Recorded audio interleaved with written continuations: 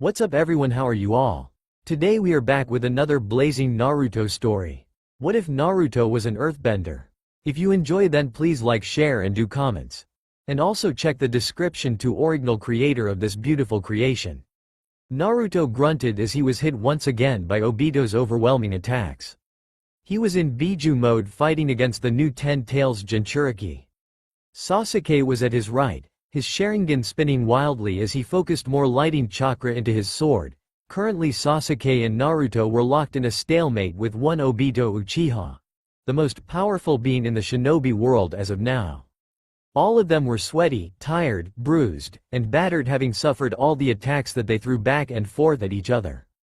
Naruto took a fighting stance as he whipped out his tri-pronged kunai. This was his father's ultimate attack, the Hirishin. During Pain's attack his father had informed him of his one-of-a-kind jutsu, hidden inside the Namikaze estate, which could only be opened by the blood of a Namikaze. After Pain had been defeated and everyone in Konoha had been revived, that was the first place that Naruto had went to. The gate to the place had a giant seal in the middle, which is where he guessed he had to put the blood. After searching the house for a while he finally came across it in his father's study and immediately went to work on trying to figure out how to master it. He pretty much had it down with help of Kakashi-sensei on his way to Turtle Island. He had to say it was pretty damn badass to be able to teleport anywhere on the battlefield. Why won't you just give up? There is no point in fighting back. With this power in my hands the elemental nations will know true peace. Obito said, levitating in the air. Naruto snarled. Trapping everyone in a huge illusion isn't true peace, Obito. He shot back. Obito frowned as those words that came out of Naruto's mouth. Don't be naive, Naruto. I'll give you the same option like I did before. You both should join. We could create a world where there is no suffering and where everyone can live happily. Obito said with conviction. There's no way in hell I'd ever join you. After what you've done all for this peace, you're just a madman that needs to be taken down. Naruto bit out. Sasuke nodded in silent agreement. Obito sighed. Well, I was hoping you would see it my way. But if you won't comply I'll have to destroy you, he said, raising his staff. In response Sasuke raised his arm as thunderclouds began gathering in the air. Thunder and lightning began going off randomly as the dark atmosphere began descending upon them. Then in swift movement, Sasuke brought his hand down. Kirin, he screamed as a gigantic beast of lightning with terrifying blood-red eyes came out of the clouds with a massive roar. The beast zipped down from the sky at, frankly, lightning speed. Obito quickly moved his hand, making the truth-seeking balls form a huge sphere around him. The attack struck and furiously grinded against the sphere, but to no avail. Once the smoke was cleared the orb was still in the air, not even scratched. Obito let his defense fall, ready to face his enemies. I told there is nothing, Obito started but was cut off when he felt a stinging pain in his stomach. He looked down and his eyes widened at the deep gash that was present on his abdomen. On the other side of the field Naruto and Sasuke deactivated their Kurama Susanoo mode after dealing that fatal blow to Obito. The Kirin was the perfect distraction in order for Sasuke and Naruto to get in close. As their fusion mode dissipated, Naruto couldn't help but put on a huge grin. They had won. Finally all the senseless killing and violence would come to an end, and the peace that his master so desperately wanted would soon descend upon the shinobi world. That thought was put to a halt as Obito suddenly started to glow. What the hell is going on? Naruto yelled. How should I know? Sasuke said, using his hand to cover his eyes. Suddenly the whole shinobi alliance had to shield their eyes from a huge ray of white light coming from the center of the battlefield. Obito was glowing in a bright white light, screaming in pain and agony as cracks were appearing on his skin. Naruto couldn't keep the surprise off his face. What the hell was going on? The chakra of all the tailed beast being released at one time must have caused some sort of reaction. I think he's going to explode. He heard Kakashi scream from the other side of the battlefield. That quickly set off alarms in both their heads. If an explosion like that goes off everyone here is gonna die. Sasuke said as the ground started to crack and shake. What do we do? Naruto asked, trying to stay rooted to the spot. I don't know, even if we run we won't make it too far before it goes off. If we try putting up any jutsu the explosion will just break through it. Sasuke said, listing off all the bad ideas. By now the whole sky started to turn black as thunder and lightning boomed overhead. They were so screwed there was literally no way they could get out of this situation. Naruto could just teleport to one of his markets around the elemental nations, but he couldn't just let everyone die. Naruto's eyes widened as a plan came into his mind. He suddenly dashed towards Obito with all the chaos and destruction going on around him. "Naruto, what are you doing?" Sasuke called out after him. Naruto approached the ticking time bomb that was Obito and gripped into his arm, barely being able to stand the magnificent amount of power he was letting out. "I can teleport the both of us to Turtle Island and it's far enough from here that it won't hurt anyone." Naruto yelled at him, preparing to make the jump. "If you do that you might die, he's so unstable he could blow up any second now. If you get there you won't have enough time to make it back," Sasuke said as huge cracks appeared on Obito's skin and light only got brighter. "It's either me, or the entire Shinobi Alliance. Sasuke, it's up to you now, you'll be the one to lead the elemental nations into an era of true peace. I'm passing on my dream to you, make sure it happens, Sasuke," Naruto said with a small smile. Sasuke was actually stunned by his words. He would make sure everyone would remember his sacrifice. In a rare moment of compassion, Sasuke gave Naruto a small genuine smile while nodding to him. "Goodbye Naruto, I'll make your dream come true, that's a promise," Sasuke said with determination. Naruto smiled once again before disappearing in a huge yellow flash, leaving the whole Shinobi Alliance to wonder what happened. Sasuke turned away from spot where his best friend disappeared from. He closed his eyes. He wasn't a man who showed much emotion, but just this once he would leak some tears. For his best friend, for his brother, Earth Kingdom. Naruto awoke groggily. His head was pounding and there was a loud ringing noise coming from his ears. He opened his eyes slowly as sunlight streamed down from in between the trees. He sat up slowly, grabbing his throbbing head as the ringing started to subside. "Well, dying didn't hurt as bad as I thought it would," he thought to himself as he started to look around, figuring this place was heaven or something. "You're not dead, idiot," he heard Kurama said. Naruto fell forward, startled by the voice of his partner. He got up again, rubbing his head, muttering curses at his tenant. "Stupid fox, don't surprise me like that," Naruto said back to him. "Not my fault you get scared easily." Naruto grunted, saying that he was just caught off guard. "Whatever, look, the point is after your self-sacrificing stunt, you miraculously didn't die, which I'm guessing had something to do with the Hirishin," Kurama said. Naruto froze, certainly shocked that he was alive. His face suddenly curved into a huge smile as he started to jump all around the place. "Hell yeah. I survived, best ninja ever," he yelled. "Yay, yay, celebrate later, we need to find a way back to the village," Kurama suggested. "Wait, what about the tailed beasts? I promised that I would free them," Naruto said in a concerned voice. "If Obito exploded, did that mean all the tailed beasts were gone too?" "Calm yourself, my brothers and sisters were destroyed in that explosion, but their chakra should reform in time. So move it," Kurama grumbled out. Naruto finally calmed down and decided to follow Kurama's advice and look around. He stopped once he realized something. Why was the ground so much closer to him? He scratched his head. He was almost 6 feet tall last time he remembered, so why did it seem like he was short as hell? A sudden wind started to blow around him, and Naruto suddenly shivered as the cool air touched his skin. Skin? He looked down and was surprised to find that all of his clothes had been ripped off. The only thing that remained was his boxers, which looked like a pair of huge shorts at this point. Naruto suddenly yelled and tried to cover himself up. He didn't want to be seen practically naked. "Will you calm down? There isn't anyone looking at you in the middle of the forest," Kurama said. Naruto blinked, realizing Kurama was right. He slowly removed his hands and inspected his body. Now he wasn't the most ripped guy in the world, but he had muscles and his body was in shape. But right now he looked like skin and bones compared to what he looked like before. He swallowed. All these signs were adding up to one thing. He quickly rushed out of the forest clearing. There was no way this happened to him, it was impossible. He came across a calm and steady river and immediately looked at the surface off the water. There, staring back at him, was a 4-year-old Naruto. He slowly brought his face up to his cheek, trying to make sure it was him in that reflection. Once he confirmed that it was actually him, he released a loud scream. He ran around comically screaming and yelling about how he shrunk, while Kurama tried to calm him down. "Calm down, brat," Kurama yelled at him. Naruto wouldn't listen and just shook his head. "Calm down. Why should I calm down? Look at me, I'm a chibi," he said out loud, pointing at the river. "How did this happen? I don't want to be this small, everyone's gonna laugh at me," he said, holding his head down in a depressing tone. Kurama laughed at him. It was pretty hilarious seeing his host get turned into a little kid. No doubt a lot of insults would be thrown his way by his friends. "It's not funny, Kurama. I need to figure out how to reverse this," he yelled at his Biju. "I couldn't resist. As for reversing it, I wish you good luck with that." Kurama snickered. "What's that supposed to mean?" Naruto said, a little ticked off that Kurama was making fun of him.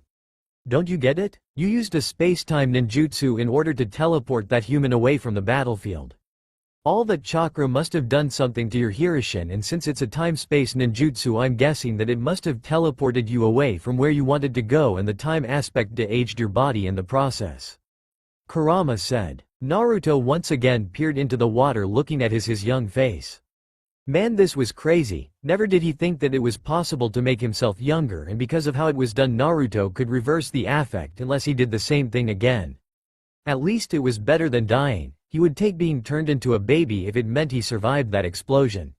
He sighed. "At least I'm alive. Now I just need to figure out where I am and head towards the others," Naruto said while getting up. He crossed his fingers in a familiar sign. "Shadow Clone Jutsu," he said as a bunch of smoke flooded the clearing. "Alright, guys, I have no idea where we are, so let's split up and figure out a way home," the real Naruto ordered. Aye, sir." They all saluted him before running off into the woods. Naruto himself decided to follow the river in hopes of finding some sort of fishing hut or something that could possibly help him. He had ran about a mile down the river by now when he came across a crazy sight. "What the hell is that?" he asked his friend, shocked at the creature before them. The thing that he was asking about was a giant bear with duck-like features. It was current feasting on fish that it managed to capture. "I have no idea," Kurama replied, curious about this strange creature. Suddenly the bear turned and looked at Naruto before letting out a beastly roar. The bear charged as Naruto became alarmed and reached down to grab some shuriken, only to realize he left it back with his clothes. "Damn, guess I'll take it out with my bare hands." Naruto jumped up, avoiding the charge. He then put one hand on the beast's back while using it as a handspring to land safely on the ground. The bear suddenly got on its hind legs, slashing and swiping at Naruto with its sharp claws. Naruto easily ducked and dodged its strikes and delivered a right kick to its face. The beast stumbled back from the kick but still persisted. "Damn, my strength is so low, curse this stupid 4-year-old body," Naruto thought to himself before avoiding another strike. He had lost a lot of his strength and speed, but he was still a ninja and had a lot more power than a regular 4-year-old boy. Well, now was as good a time as any to get some training started. He dodged left, avoiding another strike. He then performed a kick to the beast's hind legs, making it trip over and fall with a loud cry. Naruto then kicked it in the stomach, making it roll on the ground and crash into a tree. The bear still got up, albeit slowly and painfully. Naruto dashed to it while landing 3 full-powered kicks to its face, making it stumble and fall to the ground. Naruto dusted of his hands and mentally patted himself on the back for doing so well in this small body. He prepared to turn around to leave when he saw people looking at him. There in the forest, staring at him with open mouths and wide eyes, was a man with black hair and gray eyes. He was probably middle-aged and was wearing a gray robe-like shirt and white pants. The woman looked like she had some sort of heart attack. I guess it wasn't every day you saw a little kid take on some sort of weird bear and beat it with his bare hands. She was pretty in Naruto's opinion. The long flowing dark brown hair with the brown eyes looked really good. She was also wearing what looked to be some outfit made out of green and light yellow colors. The last one was a little girl about his age. She had short brown hair and gray eyes like her father, and was wearing a plain green outfit like her mother's. She had a look of wonder and awe on her face, no doubt amazed by what Naruto did. Naruto scratched the back of his sheepishly. "Hey, nice weather we're having, huh?" Naruto said awkwardly. "Sonny, you just took down a 320-pound bear with nothing but your fists." The man yelled. "Hey, I guess so, huh?" Naruto said nonchalantly. "But, how did you? How can you, huh?" The man said, trying to figure out what he just witnessed. It shouldn't be possible. How could a 4-year-old just completely demolish that bear? It was so cool. How did you do that? The little girl piped in. The adults looked curious too, wondering if he could give them answers to the questions that they had. I'm actually a ninja, he said in a high voice. Damn, he would have to go through puberty again before his voice got less annoying. The man's face spread into a frown. Surely this kid couldn't be playing a prank in them right now. He knew that bear was real though, so this blonde kid had to be sort of amazing bender or something. It was the only thing that made any sense at all. Right, a ninja, sure. You sure you're not just some sort of prodigy earthbender? The man asked. Naruto raised an eyebrow. What was an earthbender? He had never heard someone call him that before. Stop questioning him, dear. Don't you see he's in the middle of the woods all alone and without any clothes? If you're lost, well, be more than happy to help. The woman spoke softly while moving her hands slowly to cover her daughter's eyes. Naruto was little embarrassed when she mentioned his lack of clothing, but he still smiled. Yay. Thank you so much. I have no idea where I am and I need to find the Leaf Village. He said politely. The Leaf Village? The man scratched his head trying to figure out what Naruto was talking about. Yeah, you know the Leaf Village. Village hidden in the leaves, Konoha? Naruto asked, not believing this guy didn't know what Konoha was. I'm sorry, I've never heard of that place, have you? He asked, turning to his wife. She shook her head. No, I haven't. Naruto looked at them surprised. How could they not know about Konoha? It was the most famous of the 5 hidden villages out there. He sighed. Okay, he just needed to figure out where he was and then maybe he could find his way back. Do you have a map or something I could borrow? Naruto asked. The man smiled. We sure do. We came here to catch some fish and our house is on the other side of this forest. Speaking of, how much do you want for that platypus bear? The man said, forgetting all about his questions. So they knew what that thing was? How weird, they were talking about it like it was some common animal. You know what that thing is? Naruto said, jabbing his thumb at the unconscious animal's direction. The man gave him a weird look. Of course I do, that's a platypus bear, pretty common among these areas. You act like you've never known they existed or something, he said in a questioning tone. Naruto scratched his head. Maybe it was a common animal here or something he didn't know. Besides, it's not like it was the weirdest thing he ever saw, so maybe he should stop questioning it so much. Naruto just shrugged. Can't say I ever knew they existed, but it really doesn't matter to me. You can just take it if you want. Naruto said, and the man's face went from shock at Naruto's lack of knowledge to look of happiness from getting a free bear. He could probably get a good amount of pieces for this thing. Don't be ridiculous. We had to give you something, it just doesn't seem fair. The woman said. Just then Naruto's stomach growled loudly. He blushed a little, showing his embarrassment. How about some lunch? It's the last we can do for the bear. The woman said. Thank you, I really appreciate it. Naruto said with a smile.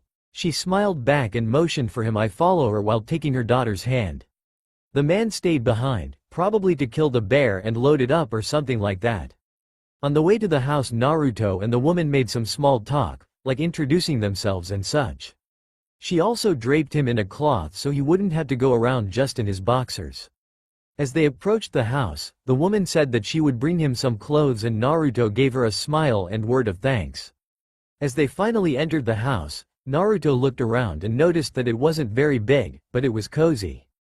The whole place was made out of wood with straw making up the ceiling. Sit down, lunch will be served in a minute and I'll be right back with your clothes as well. The woman said, walking into the kitchen. Hey, my name is Mona Suize. Nice to meet you, the little girl said, holding out her hand. Naruto Uzumaki, nice to meet you too, Mona, he said, shaking her hand. Naruto? That's a really weird name, she said, giggling a little while pulling her hand away. Is not, Naruto said, pouting a little. Man, he was already starting to act like a little kid and it hadn't been an hour yet.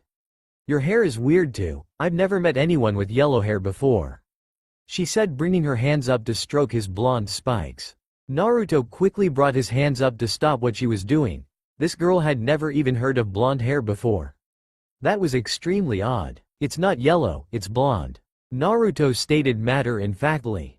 And what are those marks on your cheeks? They look so adorable, like a little kitten, she said, once again bringing her hand up and stroking his whisker marks, eliciting a small purr from Naruto.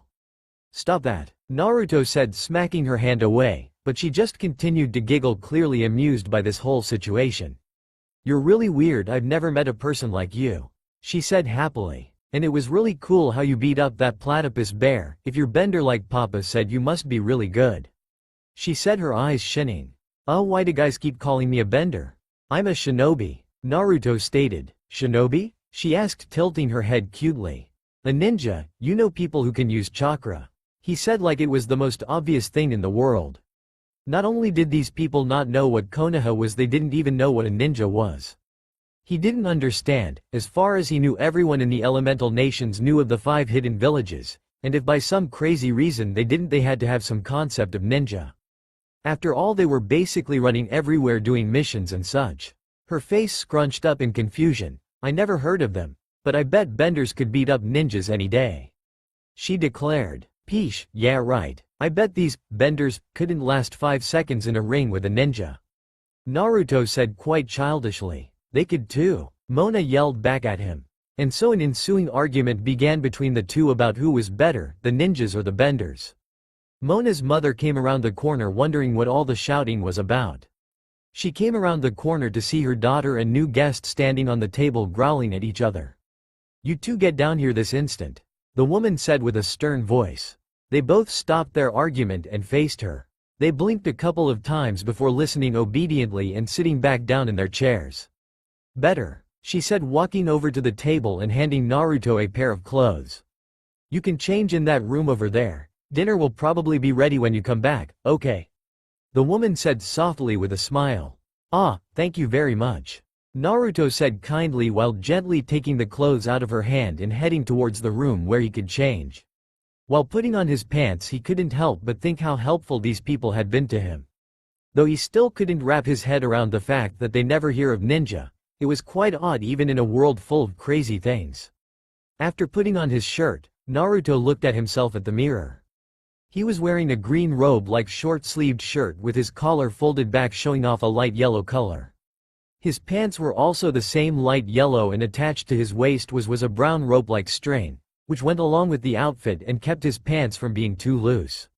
It wasn't like his amazing orange jumpsuit, but it was still quite fashionable in Naruto's opinion. After looking at himself in the mirror, Naruto nodded to himself in approval before heading towards the door. Just as he was about to open it, his eyes caught sight of a table on the other side of the room. The table had many books on top of it along with a bunch of other things. Thinking that there would probably be a map, Naruto decided to go and take a look. Spotting a rolled-up piece of paper, Naruto quickly grabbed it. Or so he tried. He was still too small to reach the paper, for it was all the way in the back. His eye twitched as he repeatedly failed to reach it. "Stupid body," Naruto muttered before climbing up onto the chair. He then finally got his hands on the paper and opened it. "They've never heard about Konoha. I bet it's right here on this, huh?" he said in confusion. This map was totally wrong. The land of earth, fire, earth, and wind were in completely wrong places. In fact, if it weren't for the symbols, he probably couldn't even identify them because of how different the sizes and shapes were. Not only that, all the other countries were gone, the demon country, the spring country, the land of iron, all of them gone. He tried twisting and turning the map to somehow get it to be somewhat accurate, but it just wasn't working. "Oh, so that's what happened," he heard Kurama mumbled inside of his head. "You figured out what's wrong with this stupid map. Tell me before I rip this thing to shreds," said frustrated Naruto. "Calm down, you idiot, the map isn't wrong." Even though this moment was funny, he had to inform his host of something extremely important.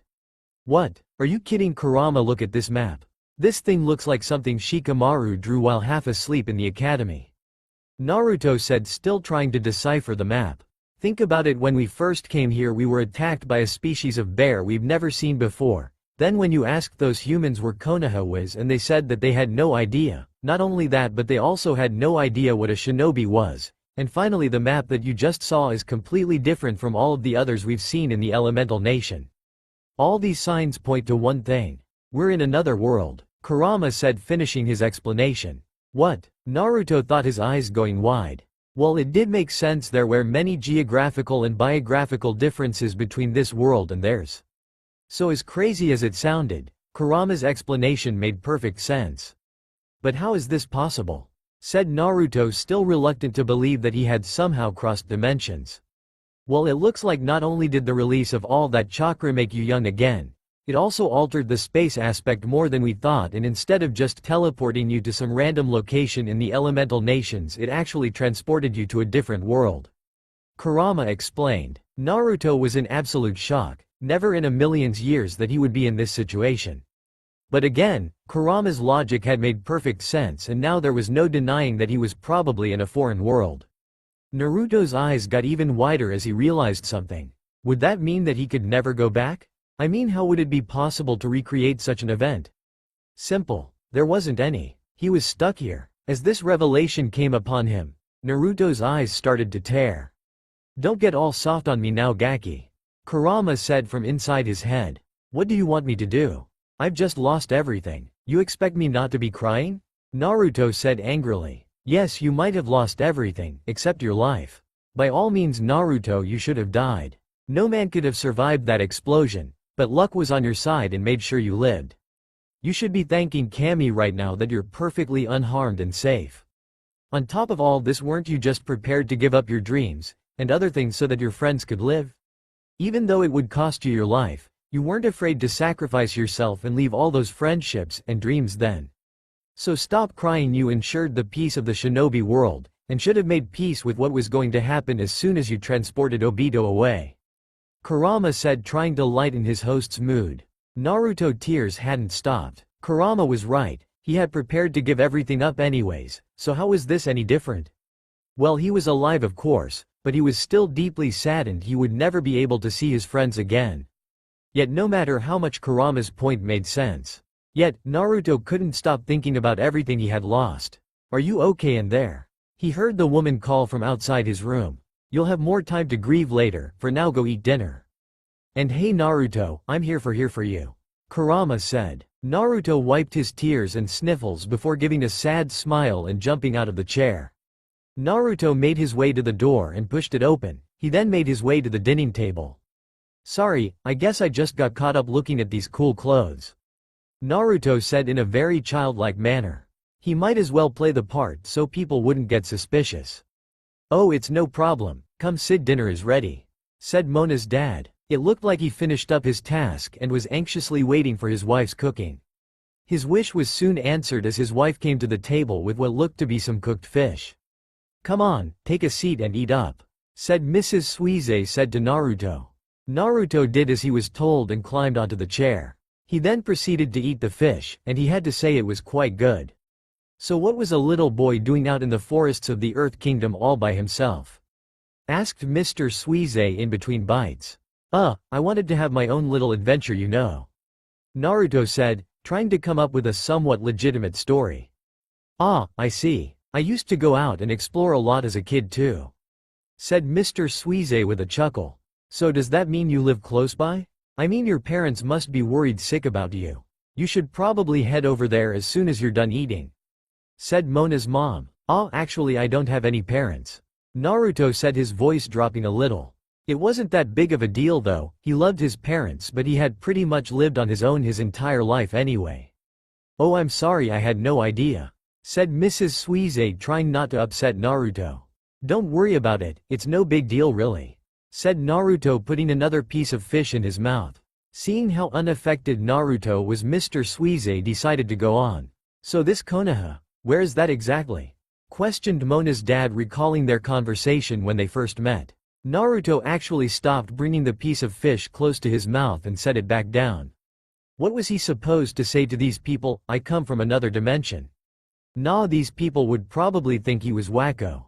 But then suddenly a place on the map came to his head, and since it was the only one he remembered, he might as well use it. Oh, that was just a made-up name I created for my adventure. I actually live in Omashu, said Naruto, laughing slightly. Oh, so the whole ninja and Konoha thing was all part of the game, was it? Well, you actually had me convinced this Konoha place existed. I guess you're a pretty good actor, said the man, chuckling slightly.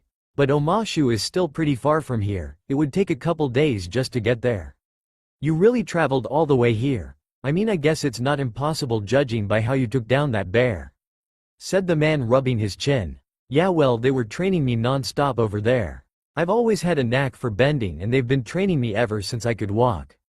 But sometimes I want to relax, said Naruto, using everything he heard about benders in the argument with Mona. At first he had just thought of her as a girl with a crazy imagination, but now that he knew that he was in this new world, her stories of people bending the earth didn't sound as dumb. Especially when her father had called Naruto one when they first met.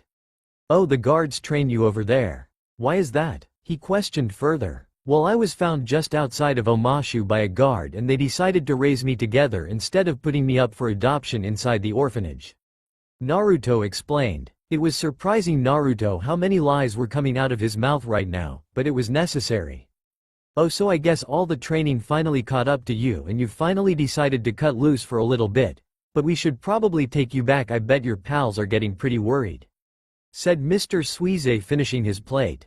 "I just want to say thank you for all the things you've done for me, I really appreciate it," Naruto said sincerely. "Don't mention it, we'll leave first thing in the morning for Omashu. We're going to have to sell this bear hide somewhere, so might as well knock out 2 birds with 1 stone, right?" laughed the Cherryman. "Get some sleep now, we don't have a lot of space, but you can sleep in Mona's room. She usually ends up sleeping with us anyway since she's afraid of the dark," said the mom with a smile.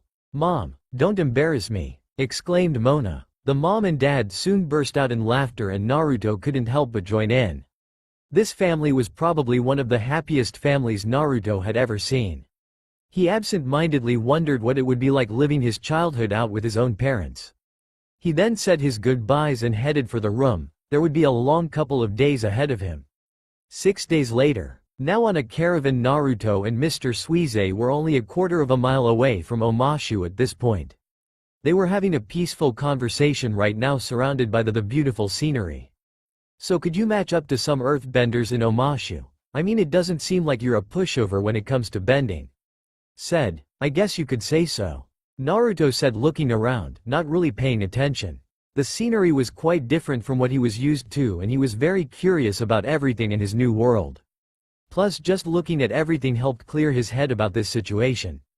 Kurama was right when he told Naruto that he was prepared to die and made his peace with his decision when he transported Obito away, but he was still having a lot of trouble stomaching it. It's not like he suspected that he would survive. I mean, don't get him wrong, he was happy to be alive. But just waking up and realizing that everything you once loved was gone was tragic, to say the least. "We're here," Naruto heard Mr. Suize say. Naruto then shook his head and looked forward, becoming astonished at what he was seeing. First off, there was a huge gorge surrounding the giant place that was Omashu. The only thing connecting them from here to the great city was a small narrow bridge of stone. The city itself was something else. For one, it was built on a mountain, and the city seemed to be built more vertically than horizontally. The place was pretty big as well and overall looked pretty amazing. "Naruto, don't forget to use the genjutsu when we get close to the gate," Kurama said from inside his head. Obviously, Naruto wasn't friends with any of the guards, so he and Kurama had to figure out a way to this Omashu place. Usually it would be impossible for Naruto to perform an academy-level genjutsu, but he had been training in chakra control with a massive amount of clones in order to get the necessary control to do this genjutsu. As they made their way along the narrow rock path, Naruto took a glance at the walls surrounding the city. It was honestly magnificent. Plus, the city was put in a very strategic location. I mean, how would invade a city where the only way in was a small narrow path you probably couldn't fit 10 soldiers across? "Halt," Naruto heard a man in front of him say. He slowly sat up, make sure to take his time in order to go through all the seals without anyone noticing. Finally, after completing the last seal, Naruto's face became fully visible. "Naruto, where have you been? Everyone's been very upset since you left," said one of the soldiers. Just went for a little stroll in the forest, a couple days walk away from here," Naruto said in a nonchalant tone. "I would keep you here and give you a piece of my mind, but Jing will do it for me," said the guard while signaling the men to let Naruto and Mr. Suize through. Well, that went off without a hitch. To be honest, he wouldn't have had to do all those things if hadn't exposed some of his skills to the old man beside him. Luckily, it didn't seem like these guys could recognize genjutsu, or even counter it for that matter, which made them as prone to genjutsu as an academy student. Naruto saw 2 guards, still under the effects of his genjutsu, make a movement, and suddenly the wall in the middle was suddenly pushed back. Naruto's eyes became wide. So what Mona said was true. These people could actually manipulate the elements without doing any hand signs. Interesting, Kurama said. This would put his host at a disadvantage. Initially, Kurama had hoped that Naruto would be able to defend himself with just taijutsu, since if he went around spamming clones and Rasengans all over the place, people were bound to ask questions. Now that they had learned that these people could control the elements without hand signs, Naruto would have trouble competing with only taijutsu. As the small caravan strode in, Naruto took in the view. The place was very different from Konoha. A bunch of small rock buildings with intricate and precise designs littered the entirety of the city. They all had yellow and green life roofs and were truly works of art. Naruto suddenly heard something in top of him, and was surprised to see a whole network of carts being moved through rock slides. It was truly astonishing how great this city was. A whole bunch of new things had already been exposed to him in Naruto's first week in this world, and he would be lying if he didn't say he found this world amazingly unique. I'm going to unload and head to the marketplace. You go on and talk to this Jane. If I were you, I wouldn't keep him waiting. Said, I just want to thank you for helping me again. I truly appreciate it. Naruto said, smiling. No problem, kid. It was actually fun getting to know you. Come back and visit me sometime. Said the man, giving his own smile. Naruto nodded and hopped off the caravan. He started walking down the many small pathways and streets that this city had. Well, I guess it was time to get to work. I didn't think I would actually have to work. Naruto grumbled to himself as he sat on the counter of this tea shop. One of the first things that Naruto realized when he got to this city was that he was broke as hell. It's not like Ryo would be the currency of this world, so he had no money to buy the essentials. After a few days, Naruto managed to find a tea shop with the old man as its owner. The man took some pity on the young orphan and provided him with enough money to buy a small apartment, and even offered him a job to make a living. Naruto had thanked the old man profusely, but regretfully told the man that he wasn't planning on working here long, just long enough to pay back what he owed. The old man had no problem with it. As sad as it was, Naruto could tell he wasn't going to live long. In fact, he currently had his grandson working there because he was too weak to do much anymore. So here he was sitting behind the counter waiting for the next customer to come by, as the old man's grandson, Poing, was cleaning up the tables. Usually this is how it would be. Poing would do things like wait tables and brew the tea while Naruto would sit behind the counter and take the customers' orders. Couldn't really trust a 4-year-old to make great quality tea. Naruto, you can go home for today. I'll finish up here and close the shop, said Poing with a smile. Really? Sweet, thanks, Naruto said, coming out from behind the counter. Naruto tossed a wave over his shoulder, saying his goodbyes for the night. Well, now that that was done, Naruto wasn't really planning to head back to his apartment. Jiraiya had always told him that information was a key part of the battle, and right now Naruto desperately needed information about this world in order to know what he was dealing with. So he snuck around on the rooftops and streets trying to find any sort of information on this world.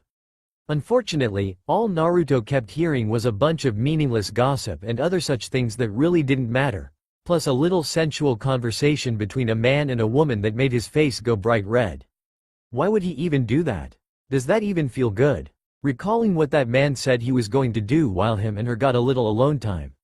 Shaking his head, Naruto headed towards his next target. About 50 yards away from him were 2 guards on a tower overlooking a section of the city. Naruto stealthily moved over to the tower, avoiding the peering eyes of the guards. After he had made it to the base of the tower, he slowly started to climb up it using chakra to stick to the surface. Luckily, most of the people were in their homes at this time of night, so Naruto didn't have to worry about the eyes of civilians watching him climb the tower. Finally, Naruto got to the very top, and landed on the roof with a soft thud.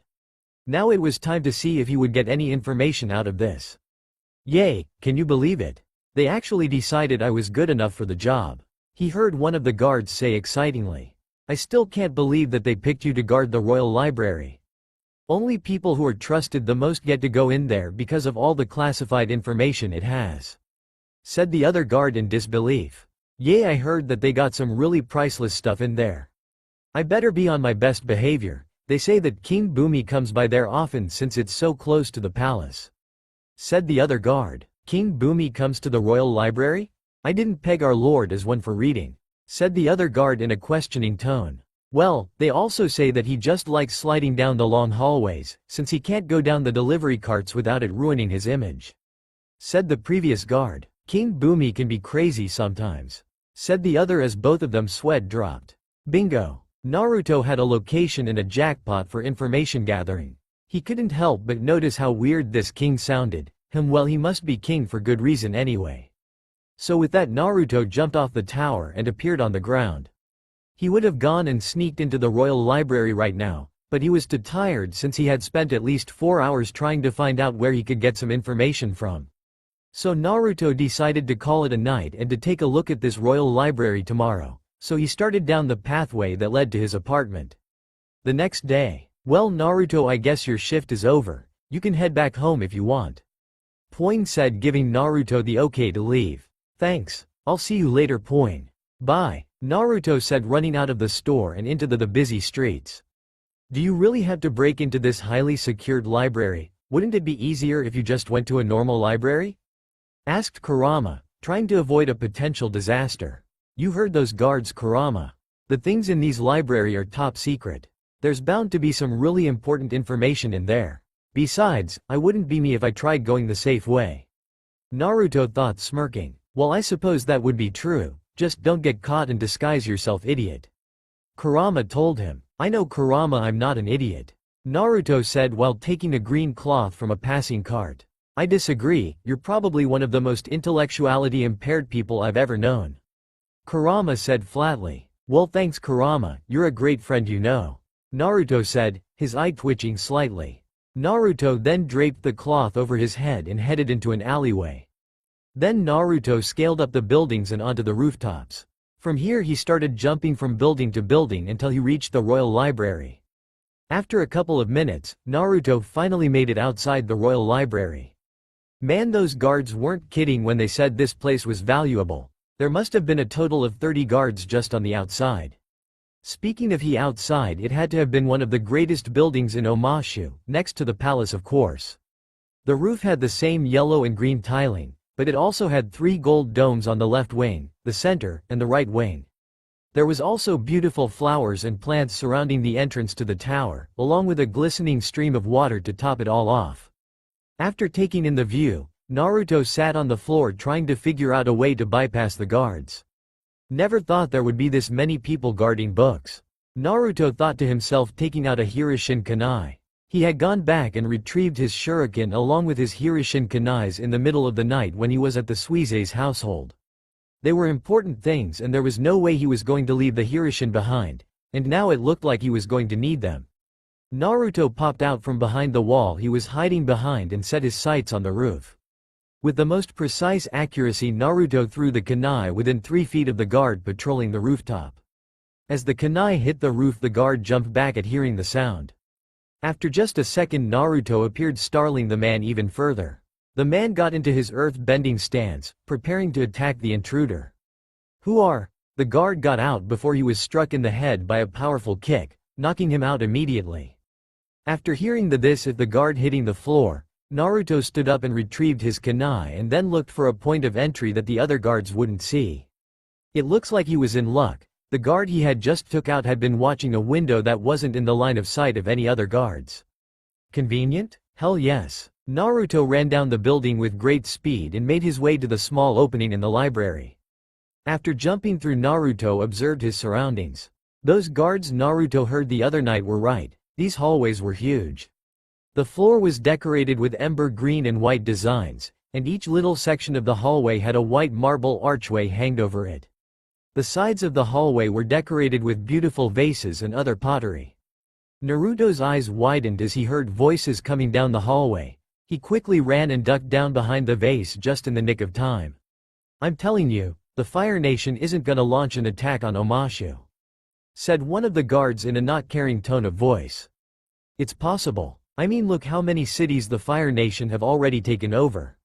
I wouldn't be surprised if they decided they were strong enough to launch an attack, said the other guard, clearly concerned. Relax, the Fire Nation hasn't made any major moves in over 5 years.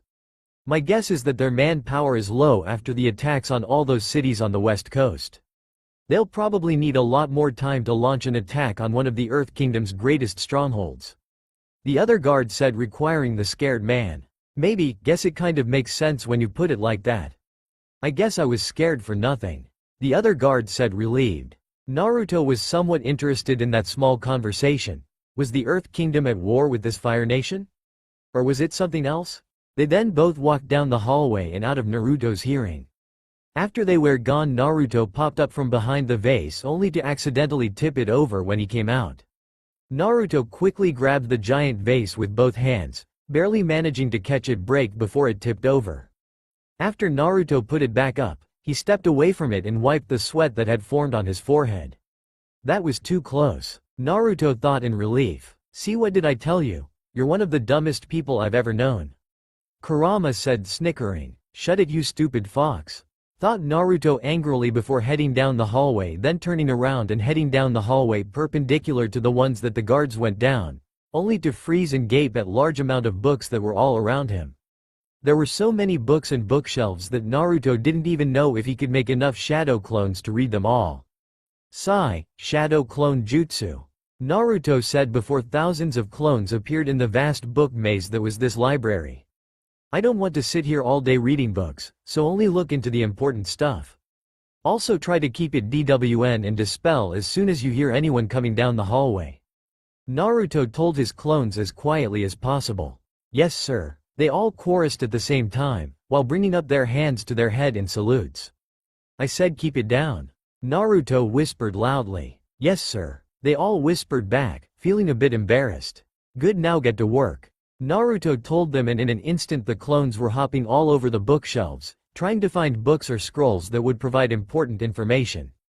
3 hours later. By this point Naruto had to dispel and make thousands of clones 4 times, because of how many times that the guards came into the library. It was quite taxing on his reserves, but Naruto could still manage. Right now though, he was currently finishing the last piece of information that was important to this world. Naruto had learned a lot, and by a lot he meant a lot. First of all, this world had 4 countries: the Earth Kingdom, the Fire Nation, the Northern and Southern Water Tribes, and Naruto couldn't really count the air nomads that had been wiped out by the Fire Nation. Naruto had sadly learned that this world was plagued by war, as his had once been. The 4 nations had all lived in harmony, but that all changed when the Fire Nation attacked. About 90 years ago a comet passed by Earth, greatly enhancing the power of firebenders. It had surprised Naruto that these people could manipulate more than just Earth but other elements too, but on the other hand it was surprising to him that there were only 4 elements while in his world there were 5. Anyway, 90 years ago the Fire Lord at the time, Sozin, used this power to completely wipe out the airbenders, starting a full-scale war between the Fire Nation and the remaining 2 countries. Apparently it was Sozin's goal to try and kill the next avatar so that he could go on and lay siege to the entire world. Naruto had been very perplexed by this avatar. It honestly looked like a story out of a fairy tale, but Naruto knew it was true. The avatar was the only person in the world that could master all 4 elements, and apparently it followed a cycle. Fire, air, water, and earth. This was the order that determines which nation the avatar was born into after they were reincarnated, and what order they had to master the elements in. This avatar was the only one who could connect to the spirit world, which is parallel to this world and houses spirits. It is also the avatar's duty to maintain peace and balance in the entire world. Unfortunately, it looked like Avatar had straight up disappeared from the world, leaving everyone high and dry for the Fire Nation to take over. Naruto frowned as he recalled all that he had learned. He didn't really care too much about this world since he had just arrived here, but war was a scary thing that Naruto didn't want anyone experiencing, so maybe he could fight for the Earth Kingdom if the Fire Nation decided to make a move. After all, this whole war and death was entirely their fault, and Naruto hated anyone who would want to bring death and destruction to anybody. Along with all of this, Naruto had found that certain things affected the strength of one's bending. The comet was a prime example, but things like the moon made waterbenders stronger, and things like the sun provided the power for firebenders to firebend.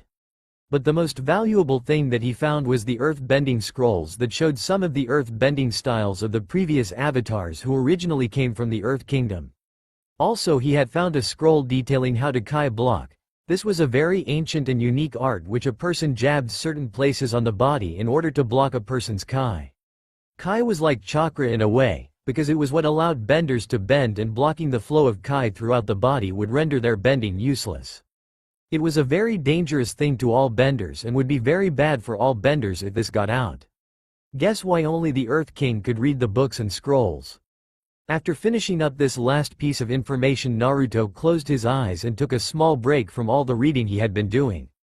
That small piece was shattered when he heard a clone yell across the room. "Catch!" The clone yelled before chucking a book at another clone. Sadly, this book was a little off the mark and ended up flying past the clone and knocking a pedestal over. The clones quickly scrambled from their spots, running to catch the pot on top before it fell to the ground. The clones managed to dive and catch the pot before it fell. Unfortunately, the pedestal started a chain reaction, knocking over one pedestal after another, making pottery and other antiques fly up in the air. Clone after clone scrambled, jumped, and dived in order to keep the items from hitting the ground.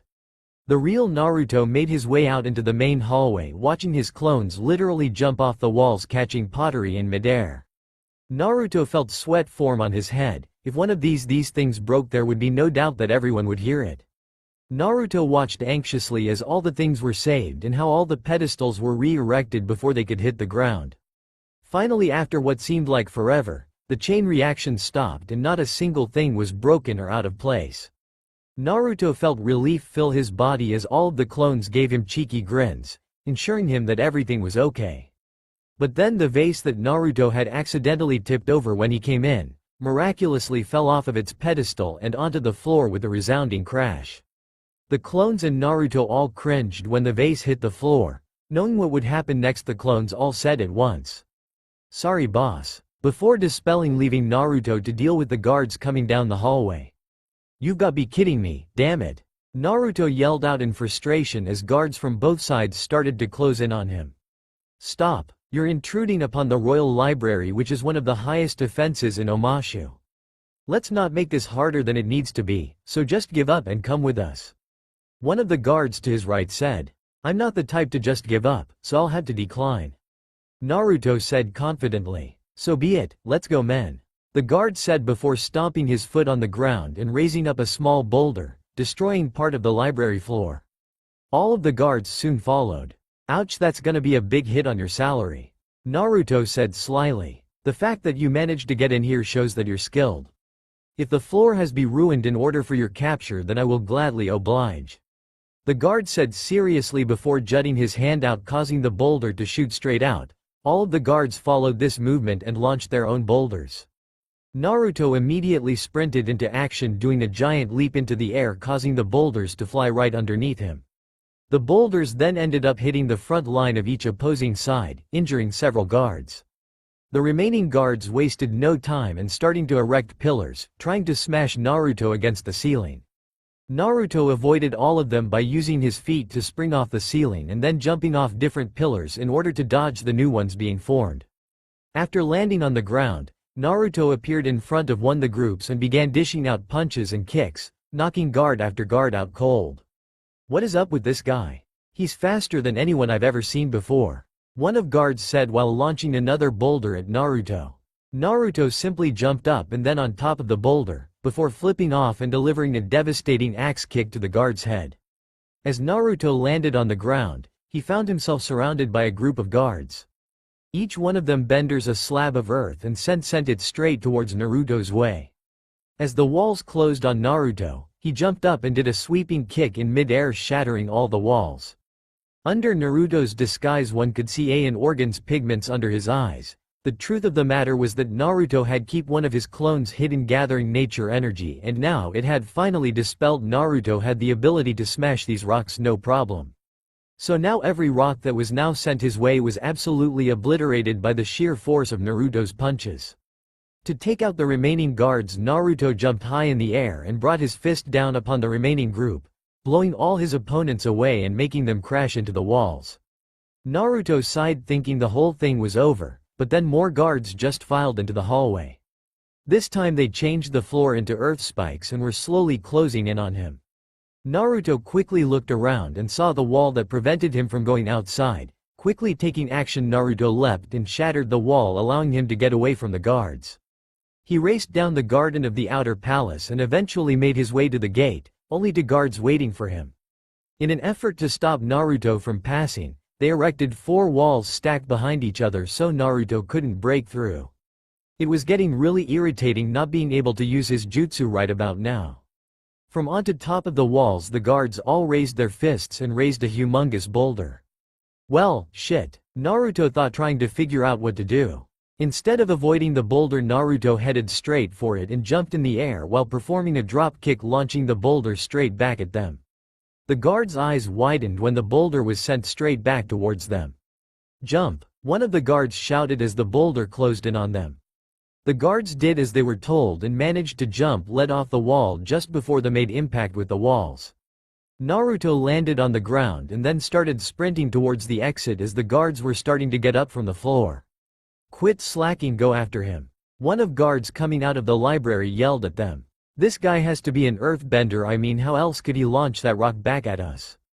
One of the guards getting up from the floor. "Yay, that would make sense, but why isn't he using bending to attack us? It's all be kicks and punches so far." Another guard said. "And how does he jump so high without any bending? No normal human can do that," said a guard that came from the library. "Doesn't matter now, we have to go after him." And with that, they all launched themselves in the air with earth pillars. Naruto was currently dashing building to building with earthbenders in hot pursuit. Naruto was going pretty fast, but these guys were just using earth pillars to propel themselves forward, so it didn't really make a difference. All throughout the streets, people stopped and pointed at Naruto running through the rooftops, most definitely surprised by the chase that was going on. Naruto saw that his speed wasn't getting him anywhere, so he decided to do something a little unexpected. The guards were to stop as they saw Naruto jump off the building.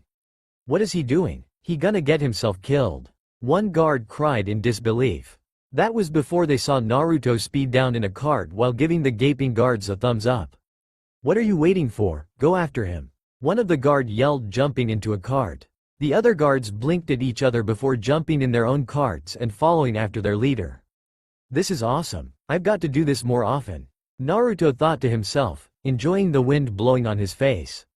"Worry about that later, you've got someone on your right," Kurama said before going back to sleep. Naruto looked to his right and saw a piece of the slide headed his way.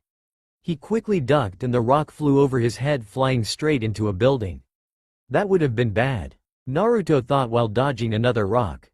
It looked like the guards were using the parts of the slides that they had already passed to try and hit him. Suddenly 2 more guards appeared on 2 other slides close to Naruto's, and they all bender parts of the slides in Naruto's direction. Shit, Naruto thought, knowing that there was no way he could dodge all these rocks. The rock made impact with Naruto's cart and fell off the tracks. "I got him," one of the guards yelled, only to see that Naruto had jumped off and landed on a passing cart below. "Nice try," Naruto yelled at them while racing down the slide. This was amazing. Naruto could feel a huge amount of adrenaline inside of his body. This case was the most exciting one that Naruto had the pleasure of experiencing. He could feel his heart pounding and the sound of action music. Action music? Naruto searched around looking for where this sound was coming from, only to see people on his left playing drums and flutes while the people below watched. Naruto smiled. This was just like a real-life action movie. The guards once again close in on Naruto and started to launch their attacks once again. This time, before the stone could impact, Naruto jumped the gap between him and the other guard. The whole sequence seemed to go in slow motion as Naruto jumped from his cart and landed a devastating kick to the guard's head, making him fall and crash through a building. The guard sat up holding his head. He slowly opened his eyes, wondering where he was. There in front of him was a girl, and she was naked? It looked like he had ended up in the middle of a bathroom. How unfortunate. How dare you come in here, you pervert. The women screamed before kicking him out of the building, promptly hitting landing in haystack with a huge crash. Poor guy. Naruto was currently going down the rock slide, without a care in the world. That was until he saw a guard behind him. Naruto looked forward surprised that there was another guard in front of him using earth bending to propel himself up the slope. Naruto smirked. This would be the perfect way to end this chase. Naruto waited as the cart in front of him slowly got closer and closer and closer. Now, He jumped straight out the cart and onto the building across from him. He turned around and saw the look of panic on the Earthbenders as they crashed into each other. Dirt went up in the air as the two cats collided into each other, and all that was left were two guards squished together comically moaning in pain. Naruto let out a loud laugh before turning around and vanishing in a puff of smoke. This would be something that the whole city would remember for a long time. Back at Naruto's apartment, that was quite exciting, wouldn't you say, Kurama? Naruto asked his friend. Yes, my body is tingling from excitement, he said sarcastically. Don't tell me you weren't even the least bit impressed with that awesome performance. Naruto said, laying down on his bed. I give it a 6 out of 10. Kurama said, not really caring. Wow, Kurama, you're a harsh judge. Naruto said to his partner. It doesn't matter, but what does matter is that we managed to get some information about the state of this world. Kurama told his host. I guess, so what do you think, Kurama? Should I help these people out with the war? Naruto said, trying to figure out what to do. I don't really care, but I know that you value human life a lot and that you'll probably be ready to head out into the battlefield as soon as possible, and if that is your wish, I'll support you. Kurama said back. That small statement made Naruto smile. Nice to see that Kurama had his back. Well, you heard that, guard. I'll have some time before this Fire Nation makes any moves, so I guess I can take the time to make sure I'm as strong as I can be in this body. Naruto told the fox. I bet this Kai blocking will be really helpful, kind of reminds me of the gentle fist. Naruto said, remembering the scroll that detailed the ancient art. Too bad I can't really use those earth-bending scrolls, those styles look pretty interesting. Naruto said. I was thinking about that actually. I know you can't bend since you don't possess Kai, but what if I told you there is a perfect alternative that would allow you to fight more effectively without causing any suspicion? Kurama said, piquing Naruto's interest. You're saying that I could do all the things that hose guards were doing? How? Naruto asked. Demanded the fox. Calm down, I'll tell you. Your friend Sasuke managed to do the things like Chidori without any hand signs, correct? Kurama questioned his host. Yay, that's right, Naruto said, frowning as the memories of his old friend came up. So the same applies here. If we can get the mastery of jutsus perfectly, then you'll be able to do bending. Kurama said. But that's impossible. It took Sasuke 3 years of training with a Sannin in order to do one jutsu without hand signs. If I tried that method, I would be 90 before I could bend like these guys. Naruto said, claiming the idea was completely ridiculous. That's where you're wrong. Have you already forgotten about your shadow clones? I am a being who has been around since the beginning of the use of chakra. I know every single jutsu ever made. If you need a jutsu to levitate a boulder, I got you. If you need a jutsu that makes it possible to shoot fire out of your fist, I got you. The point is, if I teach you one jutsu every day and you spent about 5 hours with 6,000 clones, that would amount to plenty more than 3 years, and you'll soon be able to do all the things that these people do, without drawing suspicion. Kurama said, ending his explanation. Kurama, you're a genius. This is going to be so cool. Jutsu without hand signs. I didn't even think it was possible, Naruto said, squealing like a little girl. Well, there's never been a person who tried, and thanks to the huge chakra reserves you have, learning other elemental jutsus should be easy, because ninjas can still do other elemental jutsus that aren't from their own affinity, but doing them extensively are extremely taxing on their reserves. Of course with you there's nothing to worry about, Kurama said. Alright, then what am I waiting for? Naruto said, getting up and then throwing a Hirishin kunai to the floor. There was obviously no place in the city where there was room for 6,000 Narutos to go unnoticed, so Naruto would be going outside the city and then teleporting back and forth from his training spot from now on. Fine, let's go, and make sure you pay close attention, I'm not repeating anything. Also, you should work on that Kai blocking, that'll come in real handy with these benders. Kurama said to him as Naruto started walking out of the apartment. Things were about to get interesting. 8 months later. You're quitting, Poin said to Naruto with a frown on his face. Well, yay, I said I would after paying back my debt. Naruto said, rubbing the back of his head. I know, but I'm gonna miss you around the shop, you know, it just won't be the same. Poin said, still frowning. Hey, I promise if I ever need some tea I'll come back here, okay? Said Naruto with a smile. I suppose that would be fine. You better come visit often, my wife is quite fond of you. By the way, if you're not going to be working here, what are you going to do for a living? Poin questioned. I found something that I'm really good at. Naruto said cryptically while walking out of the shop, leaving Point to wonder what Naruto was talking about. Meanwhile, Naruto was headed towards one of the poorest districts in the city of Omashu. He turned down an alleyway and then started to walk down it until he reached the end. Waiting for him was a man, very buff and strong looking. Naruto walked up to him and then proceeded to say, "I would like entry." His eyes head angled upward to look at the man. "Get lost, kid, this isn't a place for you," said the man, trying to scare Naruto away. "Don't worry about me, you're going to be the one in trouble if don't allow me in here," Naruto said with confidence. "You don't scare me, little kid, run along before I make you," said the man intimidatingly. Naruto stomped his foot on the ground and a spike made of earth erupted from the ground, stopping a centimeter from the man's neck. For the longest time the man and Naruto's eyes were locked in each other, neither of them backing down. "Does that prove that I'm ready?" Naruto said. "What's the password?" the man said, willing to let Naruto pass. "The badger mole sleeps at night," Naruto said. The man nodded and then stepped back, then he bent the floor open. Underneath was a set of stairs that led into the darkness. "Don't blame me if you get hurt, kid, I tried to tell you," then said, stepping back as Naruto entered the pathway. Reaching the end of the stairs, Naruto was met with the sound of yelling and shouting as there were tons of people shouting and chanting surrounding a small platform. Naruto could barely tell what was going on, but then he saw it. A man went flying from the stage and onto the floor, completely knocked out with blood pouring out of his mouth. The Viper wins again. "Is there anyone in the audience who is brave enough to take on our champion for the prize of all these gold pieces?" the announcer said, signaling to the table with a copious amount of money on it. "No, nobody would like the chance to win all this money," the announcer said once again. "I would." Everybody turned to a determined Naruto, staring at the announcer confidently. Everybody in the entire arena looked towards him and blinked, before bursting out laughing so loudly that everybody in Omashu could probably hear them. "What's this little kid doing in here anyway? And trying to take on the champ? Oh, that's good," said one of the men, wiping a tear off of his cheek. Similar comments were being made all throughout the arena.